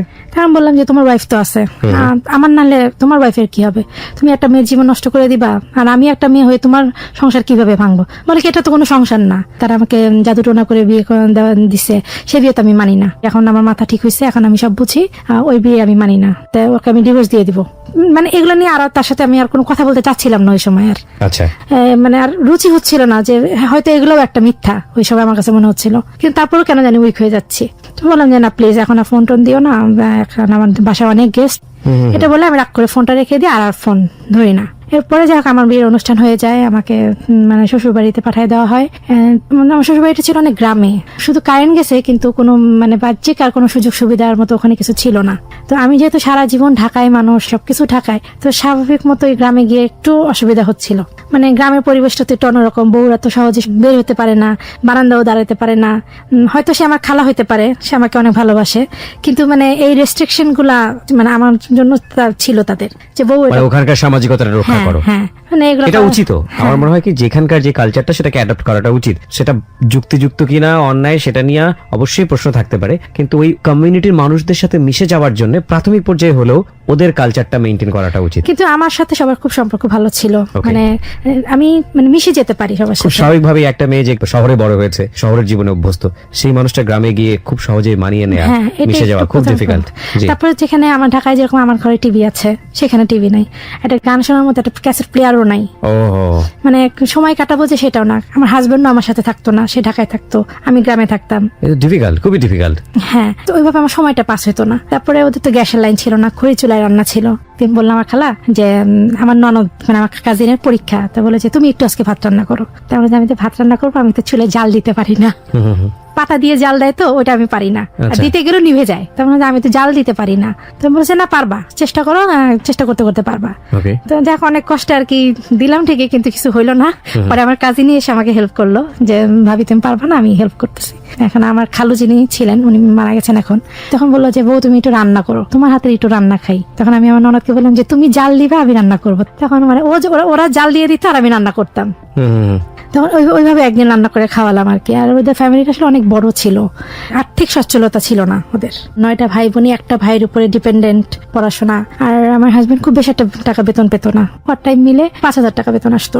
সংসারে অনেক টানাটানি থাকতো। আমার মানে যিনি শ্বশুর ছিলেন আমার খালু, ওনার আবার একটু উচ্চ পদস্থ লোকদের সাথে চেনা জানা আছে, অনেক জমি জমা ছিল। সেটা আর কি ওই যমুনা ভাঙ্গনের কারণে ওই সব জমি জমা সব ওইখানে চলে গেছে। দেখা যায় যা কিছু আছে ওইটা থেকে মাঝে মাঝে যা হয় আর কি। আর কোনো ভাই বোন কোনো ইনকাম করতো না। 2টা ননাস ছিল, দুজনের বিয়ে হয়ে গেছিল, আর বাকিগুলো সবাই পড়াশোনার উপরে ছিল। এর জন্য সব খরচ আমার হাজবেন্ডের ছিল। তো দেখা যেত যে আমি একটা কোনো কিছু চাইলে অনেক চিন্তা ভাবনা করতে হতো যে দিতে পারবে কিনা। তো সেদিকে আমার মা আমাকে হেল্প করতো আবার, কারণ আমি যখন গ্রামে যেতাম আম্মা হয়তো আমার কাছে 1000 বা 2000 টাকা হাতে দিয়ে দিত, তুমি ওখানে গিয়ে খরচ করো। দেখা যেত যে ওই সপ্তাহে তখন অনেক দূর থেকে টিভি ভাড়া করা যেত, তো টিভি ক্যাসেট প্লেয়ার আমার দেবররা ভাড়া করে নিয়ে আসতো সপ্তাহে একদিন। এইভাবে তখন মানে দিনটা কাটতো। আমি দেখা যেত যে 15 দিনের বেশি থাকতে পারতাম না গ্রামে। আমি অস্থির হয়ে যেতাম যে কিভাবে থাকবো, আমার আর সময় কাটতে যেত না। এইভাবেই আর কি বেশ কয়েক মাস চলছিল। যে ওটা ছিল সিরাজগঞ্জ, হ্যাঁ। তখন আমার কাজিন কিন্তু আমার জীবনের ব্যাপারটা জানতো। কাজিন বলতে মানে যার সাথে বিয়ে হয়েছে, তারেক। হ্যাঁ, আচ্ছা। তো মাঝে মাঝে দেখা যেত যে যদি কখনো ঝগড়াঝাটি হতো, তখন সে এটা নিয়ে আমাকে অনেক কথা শোনাতো, যে তুমি তো একজনের সাথে ভালোবাসছো। ওই সময় শোনানো শুরু করে দিল। হ্যাঁ, প্রথম থেকেই শুরু করছিল যে তুমি তো অন্যজনকে ভালোবাসছিলে, আমাকে বিয়ে করলা কেন? আমাকে বিয়ে করলাম তুমি কেন করছো? তুমিও তো আরেকজনকে ভালো পছন্দ করতে, তাহলে আমাকে কেন বিয়ে করলা? দুজনের জীবনে একই কেস। হ্যাঁ, ওকে। তোমার মনে হচ্ছে তুমি কেন করো? তোমার তো সে ছিল, তুমি তো আমাকে না করতে পারতা। আর আমার খালু দেখা যেত যে গ্রামের মানুষ তো এটা সহজ সরল, যে ওই মেয়ের কথা এসে আমাকে বলতো ও তো এমন ছিল, ও তো এমন ছিল। আমার ননদরা, আমার দেবররা ওর কথা বেশ প্রশংসা করতো। তখন এটা আমার খুব গায়ে লাগতো, যে তাহলে ও এত ভালো ছিল, তাহলে ও কি করাইতে বিয়ে? আমি তো খড়ি চুলায় রান্না করতে পারি না, তোমাদের সাথে কাজ করতে পারি না, তাহলে ও কি করাইতে বিয়ে? প্রথম কিছু বলতাম না, হয়তো ভাবতাম দুষ্টামি করে, কিন্তু পরবর্তীতে যখন দেখি যে না প্রায় বলে, কারণ যে কাজ করতে পারতাম না যে গ্রামে গিয়ে, এই জিনিসগুলো তখন ওদের মধ্যে বেশ শুরু হয়ে গেল। তখন আমার খালাও, মানে যাকে আমি এত ভালোবাসি এত পছন্দ করি, সেই খালাও দেখা গেল যে আস্তে আস্তে মানে আমার ফেভারে আর না। সে অন্যান্য খালাদের কাছে বলে যে আসে ঠিকই, কোনো কাজ করে না, সারাক্ষণ ঘরে থাকে, খালি বসিয়ে থাকে, শুয়ে থাকে, গান শুনে, কিন্তু কোনো কাজ করে না। তাহলে এই খালার ঘরেই আসলাম, আর এখন খালাই আমার নামে বদনাম করে যে আমি কোনো কাজ করি না, আমি কেন রান্না করি না। তারা তো জানে যে আমি রান্না করতে পারি না, তাহলে কেন এখন এগুলো বলে তারা? তখন খুব কষ্ট পাইলাম। তখন এক সময় আমি ঢাকায় চলে আসি, আসার পরে আমি আর যেতে চাই না, আমি আর গ্রামে যাবো না। এখন আমার হাজবেন্ডকে তো বুঝাইতে হবে, আমি তখন যাবো না, আমি আম্মার কাছেই থাকবো, পড়াশোনাটা স্টার্ট করি। তখন কিন্তু আমার ইন্টারটা পরীক্ষা দেওয়া হয়নি, বিয়ের জন্য ইন্টারটা পরীক্ষা দেওয়া হয়নি। তখন আমি উন্মুক্ততে ভর্তি হলাম, কিন্তু সেখানে আমার কন্টিনিউ করতে পারলাম না, কারণ এর মধ্যে জীবনও কিন্তু ফোন দেওয়া শুরু করলো। মানে সব মিলে আমি একদম পুরা হজবরলো, কোনো দিকে আমি মন লাগাতে পারছি না, পড়াশোনাতেও না, তারেকের দিকেও না, জীবনের দিকেও না। জীবনের দিকেও না মানে কি? জীবনের দিকে লাগানোর তো প্রশ্নই ওঠে না। হ্যাঁ, বাট আপনার দুর্বলতা আছে, হ্যাঁ এটা আপনি দুর্বলতা, অস্বীকার করতে পারবেন না। হ্যাঁ Right, দুর্বলতাটাই। জীবন তো এর মধ্যে ভাবির বাসায় ফোন দেয়, ভাবিও আবার এসে আমাকে বলে যে এটা বলছে ওটা বলছে, পরে আবার এই সব ক্ষেত্রে একটু ভাবিদেরকে নিয়ে একটু বলতে চাই আমি। সরি, আমি আপনাকে ইন্টারাপ্ট করছি। ভাবিরা আসলে প্রেমের জন্য অনেক বেশি সহায়ক। সামহাও আমাদের কালচারের মধ্যে এই জিনিসটা আছে, কিন্তু ভাবিদের বোঝা উচিত আপনাকে সামহাও কেউ যদি ইনফ্লুয়েন্স করে, সেটা আপনার দেবরের জন্য হোক বা অন্যদের জন্য হোক, সেটা ভালো হবে কি হবে না। কজ আপনার ভাবি যদি তাকে না করে দিত, জীবনকে না করে দিত, ধরুন ব্যাপারটা যদি এরকমই হয়, কজ ভাবি কিন্তু জানে যে জিনিসটা জটিল পর্যায়ে চলে যাবে, সে বিবাহিত মহিলা, সে যদি বলতো আমাকে ফোন দিও না, আমি ডিস্টার্ব ফিল করি, তাহলে জীবন নিশ্চয়ই তাকে ফোন দিত না, তার জায়গাটা ব্লক হয়ে যেত। প্রত্যেকটা ভাবি যদি এরকম দায়িত্ব পালন করতো, হয়তো ভুল হওয়ার সম্ভাবনাটা কম হয়ে যেত। আমরা জানি না আপনি কোনো ভুল করেছেন কিনা, বাট অনেকই হয় আর কি। আসলে দুই ভাই দুই ভাবি, ওরা কিন্তু আমার এই বিয়ের ব্যাপারে এগ্রি ছিল না, তারেকের ব্যাপারে। হ্যাঁ ছিল, কিন্তু জীবনের ব্যাপারেও নিশ্চয়ই তারা ইন্সপায়ার করেনি আপনাকে। না, ইন্সপায়ার তো জীবন চলেই গেল, তারা ইন্সপায়ার আর কি করবে? এক্স্যাক্টলি, তো সেই কারণেই আমি বলছি তখন তো আপনি বিয়ে করে ফেলেছেন। মানে আমার ভাইয়ের শালার সাথে যেন আমার বিয়ে হয়, ঠিক আছে, কিন্তু তখন তো আপনি বিয়ে করে ফেলেছেন অলরেডি। হ্যাঁ। তখন তো বিবাহিত একটা মেয়েকে তার পূর্ববর্তী বয়ফ্রেন্ড সে কনভিন্স করার চেষ্টা করছে এবং মাঝখানে মিডিয়া হিসেবে কাজ করছে আপনার ভাবি। অফকোর্স আমি মনে করবো সে নৈতিকভাবে সে ভালো কাজ করেনি, যদিও আপনার দুর্বলতা থেকে আছে আমি জানি, তারপরও মিডিয়া হওয়াটা তার উচিত হয়নি, কারণ কাজটা অনৈতিক হচ্ছে। হ্যাঁ, ওকে, বলুন তারপর। এরপরে ভাবি আসলে আমার তারেকের সাথে বিয়েটা পছন্দ করতো না। আমার আব্বা মা এগুলো ইগনোর করেছে যে না, আমার মেয়ে যেখানে ভালো সেখানে আমি দিছি। আচ্ছা, তো একসময় এগুলো কথা তো আবার আমার কানেও আসতো। আচ্ছা, তো যা আসলেও তো আমিও আজকে ঢাকায় একটা ফ্ল্যাট বাসায় নিয়ে থাকতাম, গ্রামে থাকতে হইতো না। মানে এই জিনিসগুলো আমার মনের মধ্যে কাজ করতে লাগলো। এটা তো আসলে কেমন না যে বিয়ের পরে মেয়েরা ছোট ছোট জিনিসের জন্য বাপ মার কাছেই চাইতে হয়, হাজবেন্ডের কাছে চাইতে পারে না। এগুলা নিয়ে আর কি অনেক কমপ্লেক্সন তৈরি হয়ে গেল। জীবন যখন ফোন করা শুরু করলো, আমি আবার জীবনের সাথে কথা কন্টিনিউ করলাম। মানে আপনার বর্তমান সংসারে একটা এক ধরনের ঝামেলা ক্রিয়েট হওয়াতে আপনি তার সঙ্গে কন্টিনিউয়াসলি কথা বলা শুরু করলেন। ঝামেলা মানে তার একটু দূরেই থাকতো, ওই মাঝে মাঝে আসতো, কিন্তু যখন আমি আব্বা আমার কাছে যখন থাকা শুরু করলাম, তখন দেখা যেত যে আসতো ঠিকই, কিন্তু তেমন একটা থাকতো না, কারণ সেও লজ্জা পেত। তারপর আমিও ওইভাবে জীবনের সাথে ওই পাশাপাশি কথা বলতাম, ওই দেখা যেত যে কথা বলতে বলতে আমিও উইক হয়ে যেতাম, এইভাবেই চলতে লাগলো আমার। আপনি যে এই উইকটা হচ্ছেন, তারেক কি বুঝতে পারতো বিষয়টা? কারণ ও তো সবসময় থাকতো না আমার সাথে। এই উইক বলতেটা কি বোঝাচ্ছেন? মানে আপনি জীবনের প্রতি উইক বলতে কি ওকে টাইম দিচ্ছেন, ফোনে কথা বলছেন, কোনো প্ল্যানিং করছেন, এরকম কোনো কিছু? মানে ও আমাকে কনভিন্স করার চেষ্টা করছে। ও কি বলার চেষ্টা করছে? ইয়া হচ্ছে যে আমি বাংলাদেশে আসবো, এসে তোমাকে আমি বিয়ে আবার নিব, এটা বলছে। আর আপনি এটাকে সায় দিয়ে যাচ্ছেন?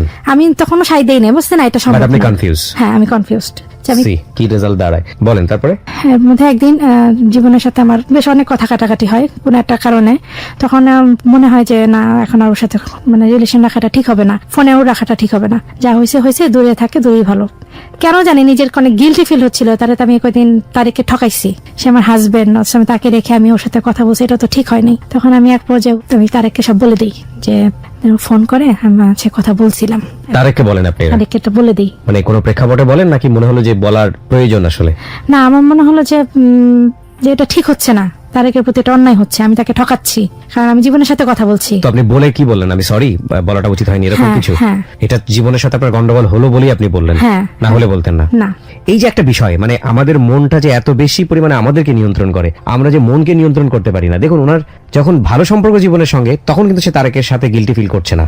যখন দেখা গেল জীবনের সঙ্গে গন্ডগোল হয়েছে, মন তার প্রতি বীতশ্রদ্ধ হয়েছে, তখন গিয়ে সে মনে হলো যে না, তারেকের প্রতি অন্যায় করছে। এটা না, সিচুয়েশনালি মন আমাদেরকে কন্ট্রোল করে, আমাদেরও মনকে কন্ট্রোল করা উচিত। এইভাবে মন আমাদেরকে নিয়ন্ত্রণ করতে করতে এমন একটা বিপদের দিকে ফেলে দেয়, যখন মনও কাজ করে না, যুক্তিও কাজ করে না, বিপদটা মেনে না নেওয়া ছাড়া।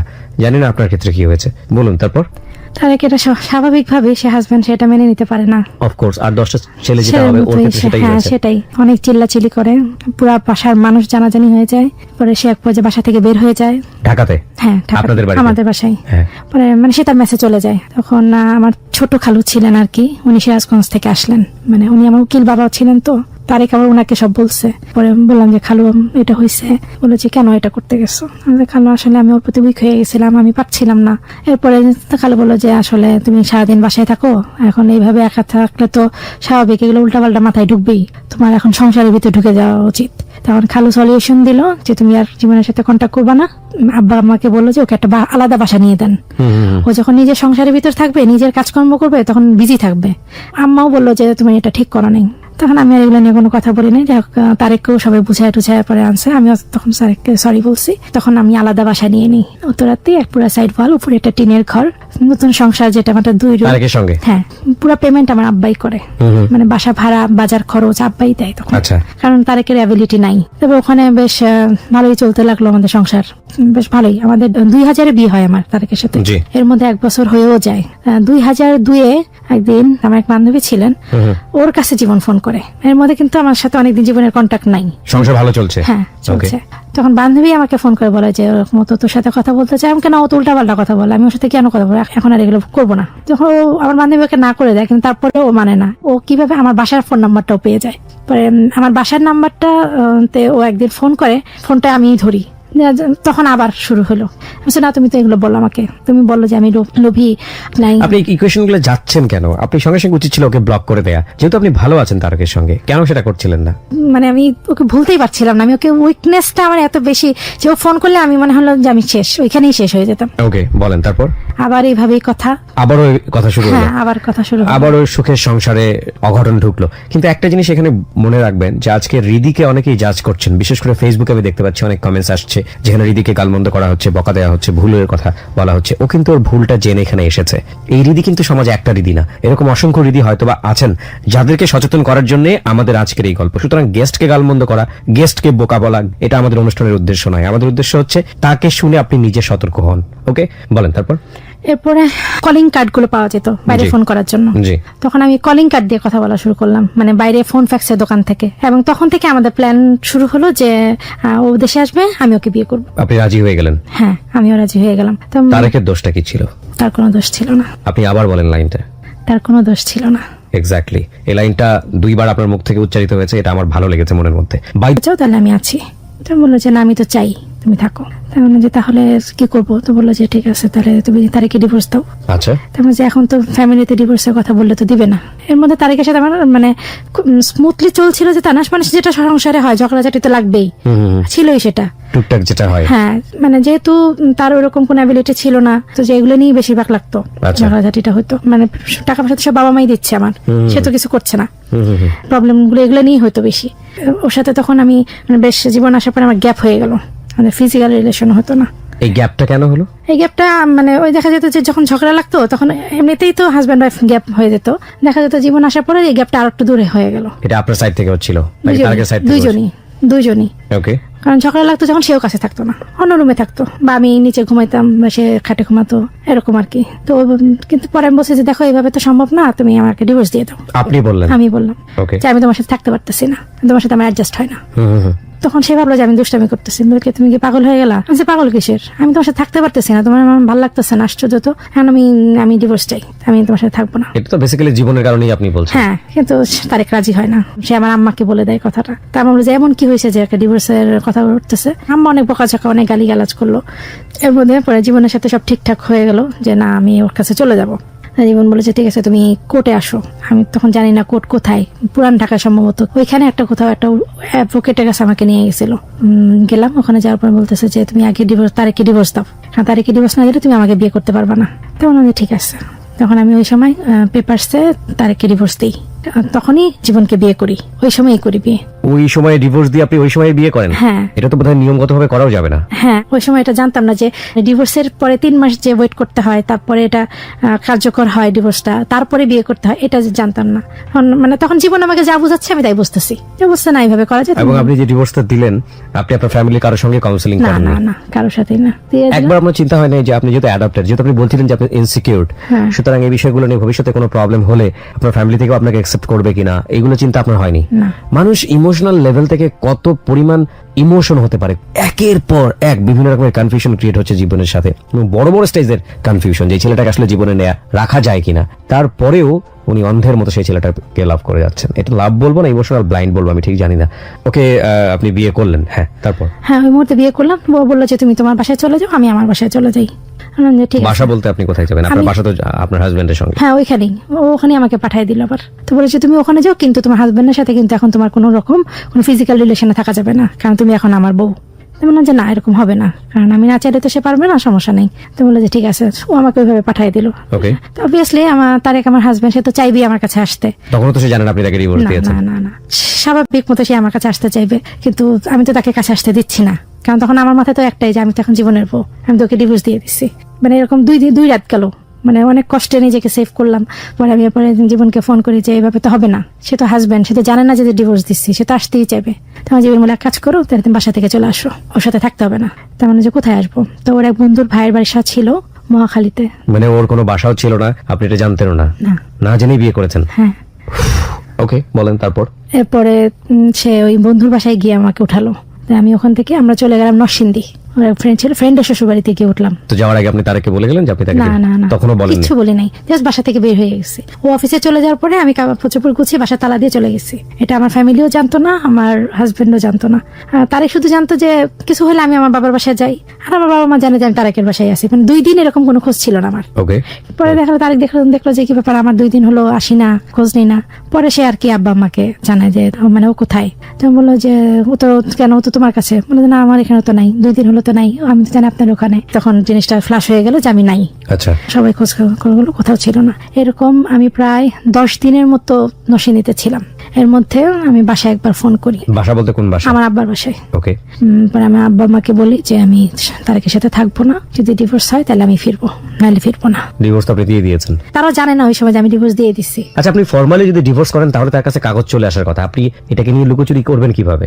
এটা তো আসলে আর পুরোটা আমি কিছুই করি না, সে এটা কিভাবে হ্যান্ডেল করছে আমি এগুলো কিছুই জানি না। জীবন? হ্যাঁ, জীবন বলছে যে তুমি এখানে সাইন করো, তাহলে তোমার ডিভোর্স হয়ে যাবে। তো আমি একটা কাগজে সাইন করলাম, বলো যে তোমার ডিভোর্স লেটার হয়ে গেছে। এটা কোথায়? কোর্টে হয়েছে? কোর্টে, উকিলের অফিসে আর কি এরকম। তখন আসলে এই ব্যাপারগুলো আমি কোনোভাবেই জানতাম না কিভাবে কি। আর আমার গণ্ডিটাই ছিল আমার বাসা। তারকে ডিভোর্স দিলেন কত বছর পরে? বিয়ে করার কত বছর পরে? 2 বছরের মাথায়। 2 বছরের মাথায়। ওকে, বলেন তো। বাবাকে বলছেন যে ডিভোর্স না দিলে আপনি ফিরবেন ফিরবো না। তো বলছে ঠিক আছে, তুমি আসো, তারপর দেখা যাবে, এটা তুমি আগে আসো। তো বললাম যে হ্যাঁ আসবো। তখন সে জীবনকে বললাম যে যেতে বলেন, কি করবো? বললো যে তুমি যাও, কারণ আমি তো আবার বাইরে চলে যাবো, তো তুমি ওটাতে যাও, দেখা যাক কি হয়। তুমি গিয়ে একটা করবে যে তুমি ডিভোর্স দিবা, তুমি শুধু এইটাই বলবা। ওকে। আমি বললাম যে আচ্ছা ঠিক আছে। তখন সে আমাকে 15 দিনের মাথায় আমার বাসায় নামাই দিয়ে গেল। সে চলে গেল আবার বিদেশে। ওকে। বাসায় আসলাম, বাসায় আসার পরে এটা নিয়ে অনেক রাগারাগি, অনেক হয়েছে। তারেক আসছিল, সে দেখা করতে চাইছে, কিন্তু আমি দেখা করি নাই, কারণ আমি জানি যে তার চোখের দিকে তাকাইতে পারবো না, কারণ অন্যায়টা তো আমার ছিল। সে তো কোনো দোষ করে নাই, তোমার কোনো অন্যায় নাই বা ভুল করছি আমি, এটা আসলে বলার সাহস ছিল না ওই সময় আমার আর। ওকে। ও অনেক কথা বলতে চাইছে, তার রিকোয়েস্ট করছে যে একবার কথা বলি, কিন্তু আমি ওর কোনো কথা শুনি নাই, কারণ আমি জানি কথা বললে সে যে কষ্টগুলো পাচ্ছে, সে যে কাঁদতেছে, এটা আমি সহ্য করতে পারবো না। তখন আমি আরো কনফিউজড হয়ে যাবো, আমি কি করবো, আমি পাগল হয়ে যাবো ওই সময়। এই জন্য আমি মানে ওই সাইডটাতে যাই নেই। আম্মা একদমই রাজি ছিল না, অনেক গালিগালাজ, উনি আমার সাথে কথাও বলেন নাই। আব্বা আমাকে পরে কাজী অফিসে নিয়ে গিয়ে ডিভোর্স করায় দেয়। তখন ওই যে পেপার যেটা বললেন যে চলে যায় হাজবেন্ডের কাছে, ওটা আর কি হলো। এরপরে জীবনের কথা এভাবেই মানে তারা বুঝতে পারছে যে আমি তার সাথেই গেছি, কিন্তু তারা কিছু বলে নাই ওই সময়। কিন্তু আমার ছোট ভাবি জানতো। তো বলে যে ঠিক আছে, জীবন বিদেশে আসছে, এখন থাক, পরিস্থিতি ঠান্ডা হোক, আসুক 1 বছর পরে, তখন দেখা যাবে, এখন আর এটা নিয়ে দরকার নেই। আব্বা আর আমাকে তার বাসায় তুললো না, আমাকে তখন আমার ভাইয়ের বাসায় রেখে দিল, কারণ আম্মা আমাকে সহ্য করতে পারছিল না ওই সময়, কারণ তার বোনের সাথে একটা সম্পর্ক নষ্ট হয়ে গেল, তার বোনের ছেলেটার সাথে এরকম একটা অন্যায় হলো, মানে এগুলা সে মানতে পারতেছিল না, যার জন্য আম্মা আমাকে বাসায় আর একসেপ্ট করে নাই। আমি পুরা 2-3 মাস বাসায় যাইনি, ছোট ভাইয়ের বাসায় ছিলাম। আপনি কারণ কি বলছিলেন যে তারকে আপনি যে ডিভোর্স দিচ্ছেন? অ্যাডজাস্টমেন্ট হচ্ছিল না, শুধু একটা লাইন। অ্যাডজাস্টমেন্ট হচ্ছিল না ইন হোয়াট সেন্স? বিভিন্ন রকমের কোশ্চেন করে মানুষ, ছেলেটা কি ফিজিক্যাল ডিসেবিলিটি আছে? না, সাধারণত আমাদের সোসাইটিতে এই ধরনের কোশ্চেনটাই করা হয় ফার্স্ট। এবং অদ্ভুত বিষয় হচ্ছে ডিভোর্স দেওয়ার জন্য ছেলের পক্ষ এবং মেয়ের পক্ষ থেকে যে ধরনের কারণগুলো দেয়া আছে ওখানে ডিভোর্স পেপারে সাইন করার জন্য, যে আপনি যে কারণগুলোতে ছেলেকে ডিভোর্স দিতে পারেন, তার মধ্যে মানে সর্বোচ্চ গুরুত্ব দেওয়া হচ্ছে ফিজিক্যাল ডিসেবিলিটিকে। মানে প্রথম দিকের ক্যাটাগরির মধ্যে প্রথম ফিজিক্যাল ডিসেবিলিটি বলতে আমি ফিজিক্যাল সেক্সুয়াল ডিসেবিলিটির কথা বলতেছি। এবং এটা কতটা লজ্জাজনক, ইনহিউম্যানিটিক, এই জিনিসগুলো একটু অনেক মান্ধাতার আমলের, ব্রিটিশ আমলের জিনিস। আমার মনে হয় এগুলো একটু চিন্তা ভাবনা করা উচিত। আপনি যখন বললেন যে অ্যাডজাস্টমেন্ট হচ্ছে না, সমাজের 8-10 জন মানুষ চিন্তা করবে তার ফিজিক্যাল ডিসেবিলিটি আছে, কারণ আর তখন আপনাদের বাচ্চা কাচ্চা কিছু হয় নাই। সো এটা একটা ব্যাপার। আবার যদি বাচ্চা কাচ্চা হয়ে গিয়ে থাকে তখন আবার এটা বিশ্বাস করতে চাইবে না। সো দুটোই কিন্তু খুব কন্ট্রাডিক্টরি, যে বাচ্চা কাচ্চা হয়ে যাওয়াই মানে যে ফিজিক্যালি সে অ্যাবল, এটাও প্রমাণ করে না। তো আলটিমেটলি কি বোঝাচ্ছিলেন আপনি আপনার ফ্যামিলিকে? শুধু একটাই ওয়ার্ড, ফিনান্সিয়াল যে প্রবলেম গুলো চলছিল। আপনার গায়ে হাত তুলতো? না, কখনো গায়ে হাত তুলিনি। বলেন তারপর 2 মাস আপনি ভাইয়ের বাসাতে। হ্যাঁ, তারপরে যাই হোক, এটা ভাইয়েরাই বলছে যে এরকম জীবনের সাথে তো বিয়ে করে ফেলছে। আব্বাকে বললো যে বিয়ে তো হয়ে গেছে, এখন কি করবেন? তখন কাবিননামা কিন্তু আমি দেখি নাই, আমার কাছে একটা ফটোকপি ছিল শুধু। ওকে। পরে আমি কাবিননামা যখন ভাইদের কাছে দিলাম যে এই যে আমার কাবিননামা, আমি বিয়ে করছি, তখন জীবনে মানে জিনিসটাকে এইভাবে সাজিয়েছে যে তারেকের সাথে বিয়ে হওয়ার আগেই জীবনের সাথে আমার বিয়ে হয়েছে। ডেটটা এইভাবে মানে সে ফেলে দিয়েছে। ওকে ওকে, নিজের মতো করে কারসাজি করেছে। হ্যাঁ হ্যাঁ, কিন্তু আমি তো তখন আসলে এত কিছু চেকও করি না। আমি আমার ভালোবাসা মানুষকে পাচ্ছি, এটাই আমার কাছে ইম্পর্টেন্ট। কিভাবে হলো না হলো আমার জানার দরকার নেই। 1 বছর পরে আব্বা আম্মাকে অনেক বুঝাতে অনেক নর্মাল হয়েছে। তারপরে আমাকে বাসায় নিয়ে গেছে। এরপরে জীবনে ইয়া ছিল যে তুমি এখন কোথাও পড়াশোনা করতে পারবা না, কোথাও জব করতে পারবা না, বাসায় আসো, বাসায় থাকবা। ওকে। আমি তখন বাসায় থাকা শুরু করলাম। 1 বছর পরে সে ফিরলো। তখন বললো যে আমি ফিরবো, আমি তো কোথায় উঠবো, একটা বাসা তো নিতে হবে, তো তুমি একটা বাসা নাও, বাসা নিয়ে টাকা পয়সা যা লাগে আমি পাঠাচ্ছি, তুমি সব যা যা কিনতে হয় তুমি কিনে সংসার সাজাও, আমি এসে ওখানে উঠবো। তখন আমি একটা বাসা নিলাম, সে এসে ওখানে উঠলো, আমিও তখন তার সাথে ওখানেই থাকলাম। পরে আব্বা বললো যে এইভাবে তো থাকা যাবে না, সামাজিকতা তো ব্যাপার আছে। তখন এদিকে আমার ভাইরা আমার বাবাকে ইনফ্লুয়েন্স করতে লাগলো যে আমাকে যেন মানে ত্যায্য করা হয়, একদম ত্যায্য কন্যা। হ্যাঁ, ছোট ভাই ভাবি এরা বোঝাতে লাগলো। ছোট ভাই ভাবি মানে ভাবি তো আপনাকে বোঝায়? হ্যাঁ, এই ভাবি পরে আবার এগুলা ইয়া করছে আমাকে। It's very interesting. সি, এই ভাবি কিন্তু জীবনের সঙ্গে ফোন দিয়ে দিয়ে কথা বলার একটা সুযোগ করে দিয়েছে, এবং এই ভাবি এখন তার ফ্যামিলিকে ইন্সপায়ার করছে যে ওকে ত্যায্য কন্যা করে দাও। হিন্দি সিরিয়াল কেউ হার মানিয়ে ফেলছে আর কি। যাই হোক, বলুন তারপর। আব্বা বলছে না, আমার মেয়ে, ভুল হইতেই পারে তার জীবনে একটা, কিন্তু তাকে তাই বলে আমি আমার লাইফ থেকে সরাই দেবো, এটা তো ঠিক না। আর আমার ভাইদের একটা ইয়া ছিল, আমার প্রতি ক্লেশ ছিল যে আমি অ্যাডপ্টেড, আমাকে কেন আনা হলো। ওকে। জীবন তখন কোথায় যখন এই প্রবলেমগুলো হচ্ছে? তখন কি সিঙ্গাপুরে? না, বাংলাদেশে। তখন বাংলাদেশে। তো ওর কি অ্যাবিলিটি ছিল না আপনাকে নিয়ে যাওয়ার? হ্যাঁ, ও তো নিয়ে গেছে, বাসা ভাড়া করেছি আমরা ওখানে থাকছি। ওখানে তখন স্টে করছেন ওখানে? হ্যাঁ হ্যাঁ, এর মধ্যে মানে যে টাকা পয়সা এনেছিল এগুলো বাসা ভাড়া এগুলো খরচ করতে মোটামুটি প্রায় শেষের দিকে। ওই সময়টাতে ওর ফ্যামিলির সঙ্গে আপনার যোগাযোগ হওয়া বা দেখেছেন? তখনও দেখেন? ফ্যামিলির সম্পর্ক কিছুই জানি না তখন। তখন জীবন একটা দোকান নিল, তো বললো যে এখন আমার তো কিছু টাকা শর্ট, তোমার বাবার কাছ থেকে কিছু টাকা নিয়ে আসো। তোমার কি মাথা খারাপ? যে প্রবলেম গুলার জন্য আমি তারেককে ছেড়ে আসলাম, সেই জিনিসগুলো এখন তুমি আমাকে করতে বলছো তোমার জন্য। আমি তোমার জীবনে বলবো না এটা। এটা জীবনের সঙ্গে আপনার কথা হলো? বিয়ের কতদিন পরের ঘটনা এটা? 3-4 মাস পরে। এর মধ্যে আমার ফ্যামিলিও জীবনকে একসেপ্ট করলো। তখন আমাদের ছোট্ট একটা গেট টুগেদার হলো। তখন আমার আম্মা ব্যাপারটা মেনে নিল। তখন আমিও আমার বাসায় আসতাম, আব্বা আম্মাও মানে আমার বাসায় আসতো। মোটামুটি সব স্বাভাবিক হতে লাগলো আবার। ওকে। এরপরে টাকার কথাটা খালুকে বলে ফেলে যে খালু, আমি তো এখন দোকান নিচ্ছি, তো আমার তো কিছু টাকা শর্ট আছে, আপনি আমাকে 70,000 টাকা ম্যানেজ করে দেন। তখন খালু আর এই ব্যাপারে কিছু বলে নাই। পরবর্তীতে খালু আমাকে ফোন করে জানায় যে এরকম জীবন 70,000 টাকা চাচ্ছে। আমি কেন? বলছে দোকান নিবে। দোকান নিবে, তা আমরা কি করবো? আব্বা আম্মা কেন দিবে? ও দিবে, ও যেখান থেকে পারে দিবে, না দিতে পেলে না দিবে। তখন এটা নিয়ে জীবনের সাথে অনেক ঝগড়া ঝাঁটি হয় আমার, যে তুমি কেন টাকা চাচ্ছ, ওইটা তুমি বোঝার চেষ্টা করো। এটা যদি উত্তরের মধ্যে দোকানটা নিই তাহলে ফাইন্যান্সিয়াল ভাবে ভালোভাবে মানে গ্রো করতে পারবো, আর যদি অন্য কোথাও নেই তো মানে রিকভার করতে পারবো কিনা, সম্ভব আছে কিনা এটা ঠিক বলতে পারছি না। তখন আমি আবার আব্বাকে জানালাম, তোমার বললাম যে ও তো অমুক জায়গায় দোকান নিতে চায়, জায়গাটা বেশ অড প্লেস। তারপর বললো যে আমি একজন ইঞ্জিনিয়ার মানুষ, সেখানে আমার মেয়ে ওই জায়গায় দোকান নিয়ে ওইখানে টিন শেডের ঘরে কিভাবে থাকবে, আমি মানুষকে কি বলবো। আচ্ছা ঠিক আছে, 70,000 টাকা তো, তাহলে এটা আমাকে লেখাপড়া করে দিতে হবে, মানে স্ট্যাম্প পেপারে লেখা থাকবে যে 70,000 টাকা নিলাম, এটা আমি শোধ করে দিব। এটা আপনার বাবা বললো? হ্যাঁ। আপনার সেকেন্ড জামাই মানে জীবনকে বললো? ওকে। জীবন রাজি হলো, বললো যে ঠিক আছে বাবা, আপনি যেভাবে চান সেভাবেই হবে। তো এইভাবে 70,000 টাকা আব্বা দিল, ও দোকানটা স্টার্ট করলো। আল্লাহর রহমতে বেশ ভালোই চলছিল আমাদের সংসার, দোকান। এর মধ্যে ও ভালো একটা দোকান পেয়ে গেল, সেখানেও আবার বেশ কিছু টাকা শর্ট। 1.5 লাখ টাকার মতো। ওকে, তখন ও বললো যে তা তুমি 1.5 লাখ টাকা ম্যানেজ করো। তারপর আমি এখন 1.5 লাখ টাকা কোথায় পাবো এত টাকা? বলছে বাবাকে বলো, বাবা দিবে, আগের টাকা শোধ করে দিয়েছে। শোধ করে দিয়েছে? হ্যাঁ, আচ্ছা, আগের টাকা শোধ করে দিয়েছে, বাবাকে বলো 1.5 লাখ টাকা দিতে, আমি এটা শোধ করে দিব আস্তে আস্তে। ওকে, তো বললাম যে ঠিক আছে। আব্বাকে বললাম, তা আব্বা বললো যে এই মুহূর্তে তো এত টাকা নাই। তখন আমার ভাই বেশ ভালো জব করে, বেশ ভালো টাকা বেতন পায়। তখন আব্বা বললো যে তুমি তোমার ভাইয়ের কাছে যাইতে পারো। তো বললো যে কিন্তু এইভাবে চাওয়া যাবে না, আমার কিছু বিয়ের গহনা ছিল সেটা আমার ভাইয়ের কাছে আমি বন্ধক রাখলাম। এরপর বন্ধক রাখার টাকাগুলো এনে ওকে দিলাম, বেশ আবার ভালোভাবে দোকানটা চলতে লাগলো। আমাদের বিয়ের বয়স তখন 5 বছর। আমার কোনো মানে জীবনের সাথে বিয়ের 5 বছর অতিবাহিত হয়েছে। হ্যাঁ। এবং আপনাদের তখন কোনো বেবি নেই? না, বেবি নেই। বেবি নেই মানে কি আপনারা নিচ্ছিলেন না নাকি? কোনো না, হচ্ছিল না। আপনারা ডাক্তারের কাছে গিয়েছেন সেই সময়টাতে? ও কোনো ডাক্তার দেখাতো না এবং ও কখনোই আমাকে ডাক্তারের কাছে নিতও না। তাহলে ভালো থাকবা। তা আমি বিবাহ তো বলে যে বেবিটা আমাকে দিয়ে দিবে। বলে যে তোমার যেহেতু বাচ্চা নাই, তো তুমি এই বেবিটা রাখো, এই বেবিটা নিবা আর ওটা নিয়ে থাকবে, তোমরা দুইজন দুইভাবে থাকবা, তাহলে ভালো থাকবা। তা আমি যেহেতু মা হতে পারছিলাম না, আমার বাচ্চা কাচ্চা হয় নাই, যে ফলটা আমার পুরা, তা আমি এই মানে বাচ্চা নেওয়ার একটা লোভ তখন আর সামলাতে পারি না। তখন না, আমি তো বাচ্চার জন্য হলো যাবো। গেলাম ঠিকই, কিন্তু দেখা গেল যে সে আমার তার ওয়াইফ যে ছিল তাকে সে আমার কাছে নিয়ে আসলো। আবার একই বাসায় আমরা দুইজন একসাথে থাকতে শুরু করলাম। কারণ আমার জন্য তো খুবই কষ্টকর, সেও মেয়ে, তার জন্য স্বাভাবিক কষ্টকর যে হাজবেন্ড একজন, ওয়াইফ দুইজন, একই বাসায় একই ছাদের নিচে। মানে এই জিনিসগুলো অনেক পেইনফুল ছিল, সহ্য করা যাচ্ছিল না। আমি এক পর্যায়ে আর পারছিলাম না। পুরা 2টা মাস কোন রকম কাটানোর পর একদিন কাউকে কিছু না বলে বাসা থেকে বের হয়ে যাই। বের হয়ে আবার আব্বার কাছে চলে আসি। সহ্য হয় না আর, মানে ওর যে বড় ছেলেটা ছিল ওকে আবার আমি খুব টেক কেয়ার করতাম, মানে মানুষ করতাম। তো বাচ্চাটা আবার আমার ভক্ত হয়ে গেছিল, সেটাকেও আসা বন্ধ করে দিল ওর ওয়াইফ, যে না আমার কাছে আসতে পারবে না, কোনো বাচ্চাকে আমার কাছে দিত না আসতে। তখন আমি কি নিয়ে থাকবো? আমি হাজবেন্ডকেও পাবো না, বাচ্চাও পাবো না, তাহলে আমি কি নিয়ে থাকবো ওই সংসারে? তখন আমিও চলে আসলাম। আসার পরে ওর সাথে আর কোনো কন্ট্যাক্ট করি না, সব কন্ট্যাক্ট বন্ধ করে দিই। আমি একটা স্কুলে জব করি, তখন একটা ছোট্ট একটা স্কুলে, একটা ডিজেবল বাচ্চাদের নিয়ে কাজ করি, একটা অটিজম স্কুল। প্রায় 3 বছর চাকরি করি ওখানে। এরপরে ওখান থেকে আমার পড়াশোনা স্টার্ট শুরু। আমি তখন দেখলাম যে আমি ইন্টারটা পড়াশোনা করবো, ইন্টারটা ভর্তি হয়ে গেলাম, পড়াশোনা স্টার্ট করলাম। এর মধ্যে সে আবার করলো, সে আবার আসবে। আমার বাবার কাছে ওই যে 1.5 লাখ টাকা বলেছিলাম না নিয়েছিল, সেটা তখনও শোধ হয় নাই। এর মধ্যে আমি ডিভোর্সের জন্য অস্থির হয়ে গেলাম। আমার বোন অ্যাডভোকেট, তাকে বললাম যে আমি ডিভোর্স চাই।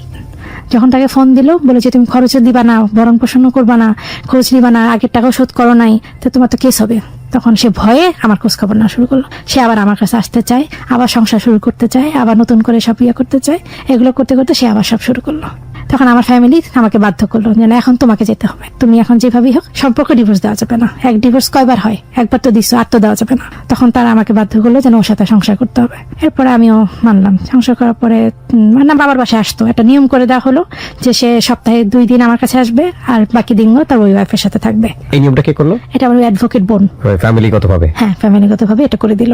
তখন সেও রাজি হলো, আমিও রাজি হলাম। তো আমি প্রথমে রাজি হচ্ছিলাম না, ওই জিনিসগুলো দেখার পর আমি আসলে অনেক ঘৃণা চলে আসছিল তার প্রতি। আমি পারছিলাম না তাকে অ্যাকসেপ্ট করতে। ফাইনালি আপনি কি ডিসিশন নিলেন? আমি তো বুঝতেই পারছি যে এটা এইভাবে চলবে না, লাইফ এভাবে যায় না আসলে। ফাইনালি সে তার কিন্তু একটা বাচ্চা আমাকে দিয়েছিল। সে দিদাই বলতে আপনি বাবার বাড়িতে বাচ্চা নিয়ে? হ্যাঁ, স্টে করি। তারপর আমার তার একটা সেকেন্ড বেবি, মেয়েটা 2.5 বছর বয়স। আমার মেয়েটাকে আমাকে দেয়। আমি তাকে 10 মাস পালি। এর মধ্যে তার ফাইন্যান্সিয়াল ক্রাইসিস হলো। অনেক টাকা লোন ছিল, 1 কোটি টাকার মতো তার লোন ছিল। এগুলো শোধ করতে সে হিমশিম খাচ্ছিল, সে দোকান রাখতে পারছিল না। তখন সে আমার কাছে আবার হেল্প চাইলো, যে আমাকে হেল্প করো। আচ্ছা, আমি তো এখন হেল্প করতে পারবো না।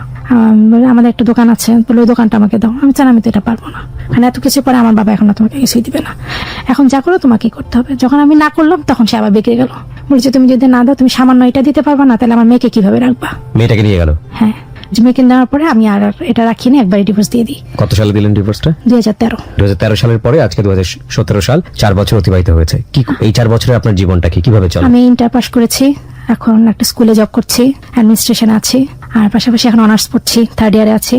এখন আমার পড়াশোনা, আমার স্কুল, এটাই এখন আমার লাইফ। জীবনে এই যে এত বড় বড় ভুল করলেন, লাভ করলেন, বিয়ে করলেন, একটা মানুষকে জীবনে নিয়ে আসলেন, তাকেও একটা শাস্তি দিলেন, যে মানুষটাকে চাইলেন তার মধ্যেও তাকে বারবার সুযোগ দিলেন, যে সুযোগগুলো দেয়া একেবারেই অন্যায়, দেওয়ার পরেও ওই মানুষটাকেও রাখতে পারলেন না। সবকিছু মিলিয়ে ভবিষ্যতে কোনো ছেলেকে বিলিভ করতে পারবেন? খুব বোকার মতো একটা প্রশ্ন করলাম আমি জানি, কিন্তু প্রশ্নটা আপনার ভিতরে একেবারে রিয়াকশনটা বের করে নিয়ে আসার জন্য আমার এই বোকার মতো প্রশ্নটা। কোনো ছেলেকে বিলিভ করতে পারেন? নাকি কেউ আছে এখন প্রেজেন্ট লাইফে? আসলে আমার যে লাইফটা না এখন আসলে আমার মাথার উপর একজন ছাতা দরকার। আমার বাবা মা কিন্তু মরে গেলে আমাকে কেউ দেখবে না। এটাই সবচেয়ে বড় ভুল। আপনি বললেন না যে মাথার উপর ছাতা দরকার, নিজের মাথার ছাতাটা আসলে নিজেই ধরতে হয়। আমরা সারাটা জীবন ধরেই এই ভুলটা করি যে আমার মাথার উপর ছাতা দরকার। বিশেষ করে মেয়েদের ভিতরে এই টেন্ডেন্সিটা অনেক বেশি, বিকজ অফ আওয়ার সোসাইটি, পরিবার। হ্যাঁ, আমরা আসলে তাদেরকে যেভাবে ট্রিট করি, যে পরিবেশের মধ্যে বড় করি, যেই সমাজে আমরা তাদেরকে ঠেলে দেই, সেই সমাজ আসলে তাদেরকে বাধ্য করে এবং তাদের মেন্টালিটিটাও কিছুটা এরকম হয়ে যায় যে কেউ একজন দরকার ছাতা ধরার। আপনি যেহেতু হ্যালো 8920 শোনেন, আপনি নিশ্চয়ই জানেন যে আপনার চেয়ে ভয়াবহ ডিফিকাল্ট কন্ডিশনে অনেক মেয়ে আছে যারা এখানে এসে নিজের জীবনের গল্প বলেছে। আপনি তো আর্ন করেন, তাদের আর্ন করার ক্যাপাবিলিটিও নাই। প্রিয়াঙ্কা এসেছিল এখানে, আপনি প্রিয়াঙ্কার আগের স্টোরিটা শুনেছেন। আপনি নিজে আর্ন করেন, স্বাবলম্বী হয়েছেন, এত বড় বড় ডিজাস্টার আপনার জীবনে গিয়েছে, সেখান থেকে আপনি বের হয়ে আসছেন, আপনি এডুকেশন নিচ্ছেন, এখন আপনার ভবিষ্যতে হয়তো আরো ভালো হবে, তারপরেও আপনি মনে করছেন আপনার মাথার উপরে ছাতা ধরা দরকার। এটা আপনার জন্য আরো একটা বড় ভুল। আপনি কেন মনে করছেন এটা? বাবা এখন বয়স হয়ে গেছে, তো আমার বাবা মা না থাকলে আমার ভাইরা আমাদের সাথে সম্পর্ক ভালো না। হ্যাঁ, আপনি তো নিজের পায়ে নিজে দাঁড়িয়েছেন, আপনার সমস্যাটা কোথায়? আপনার এইজ এখন 34।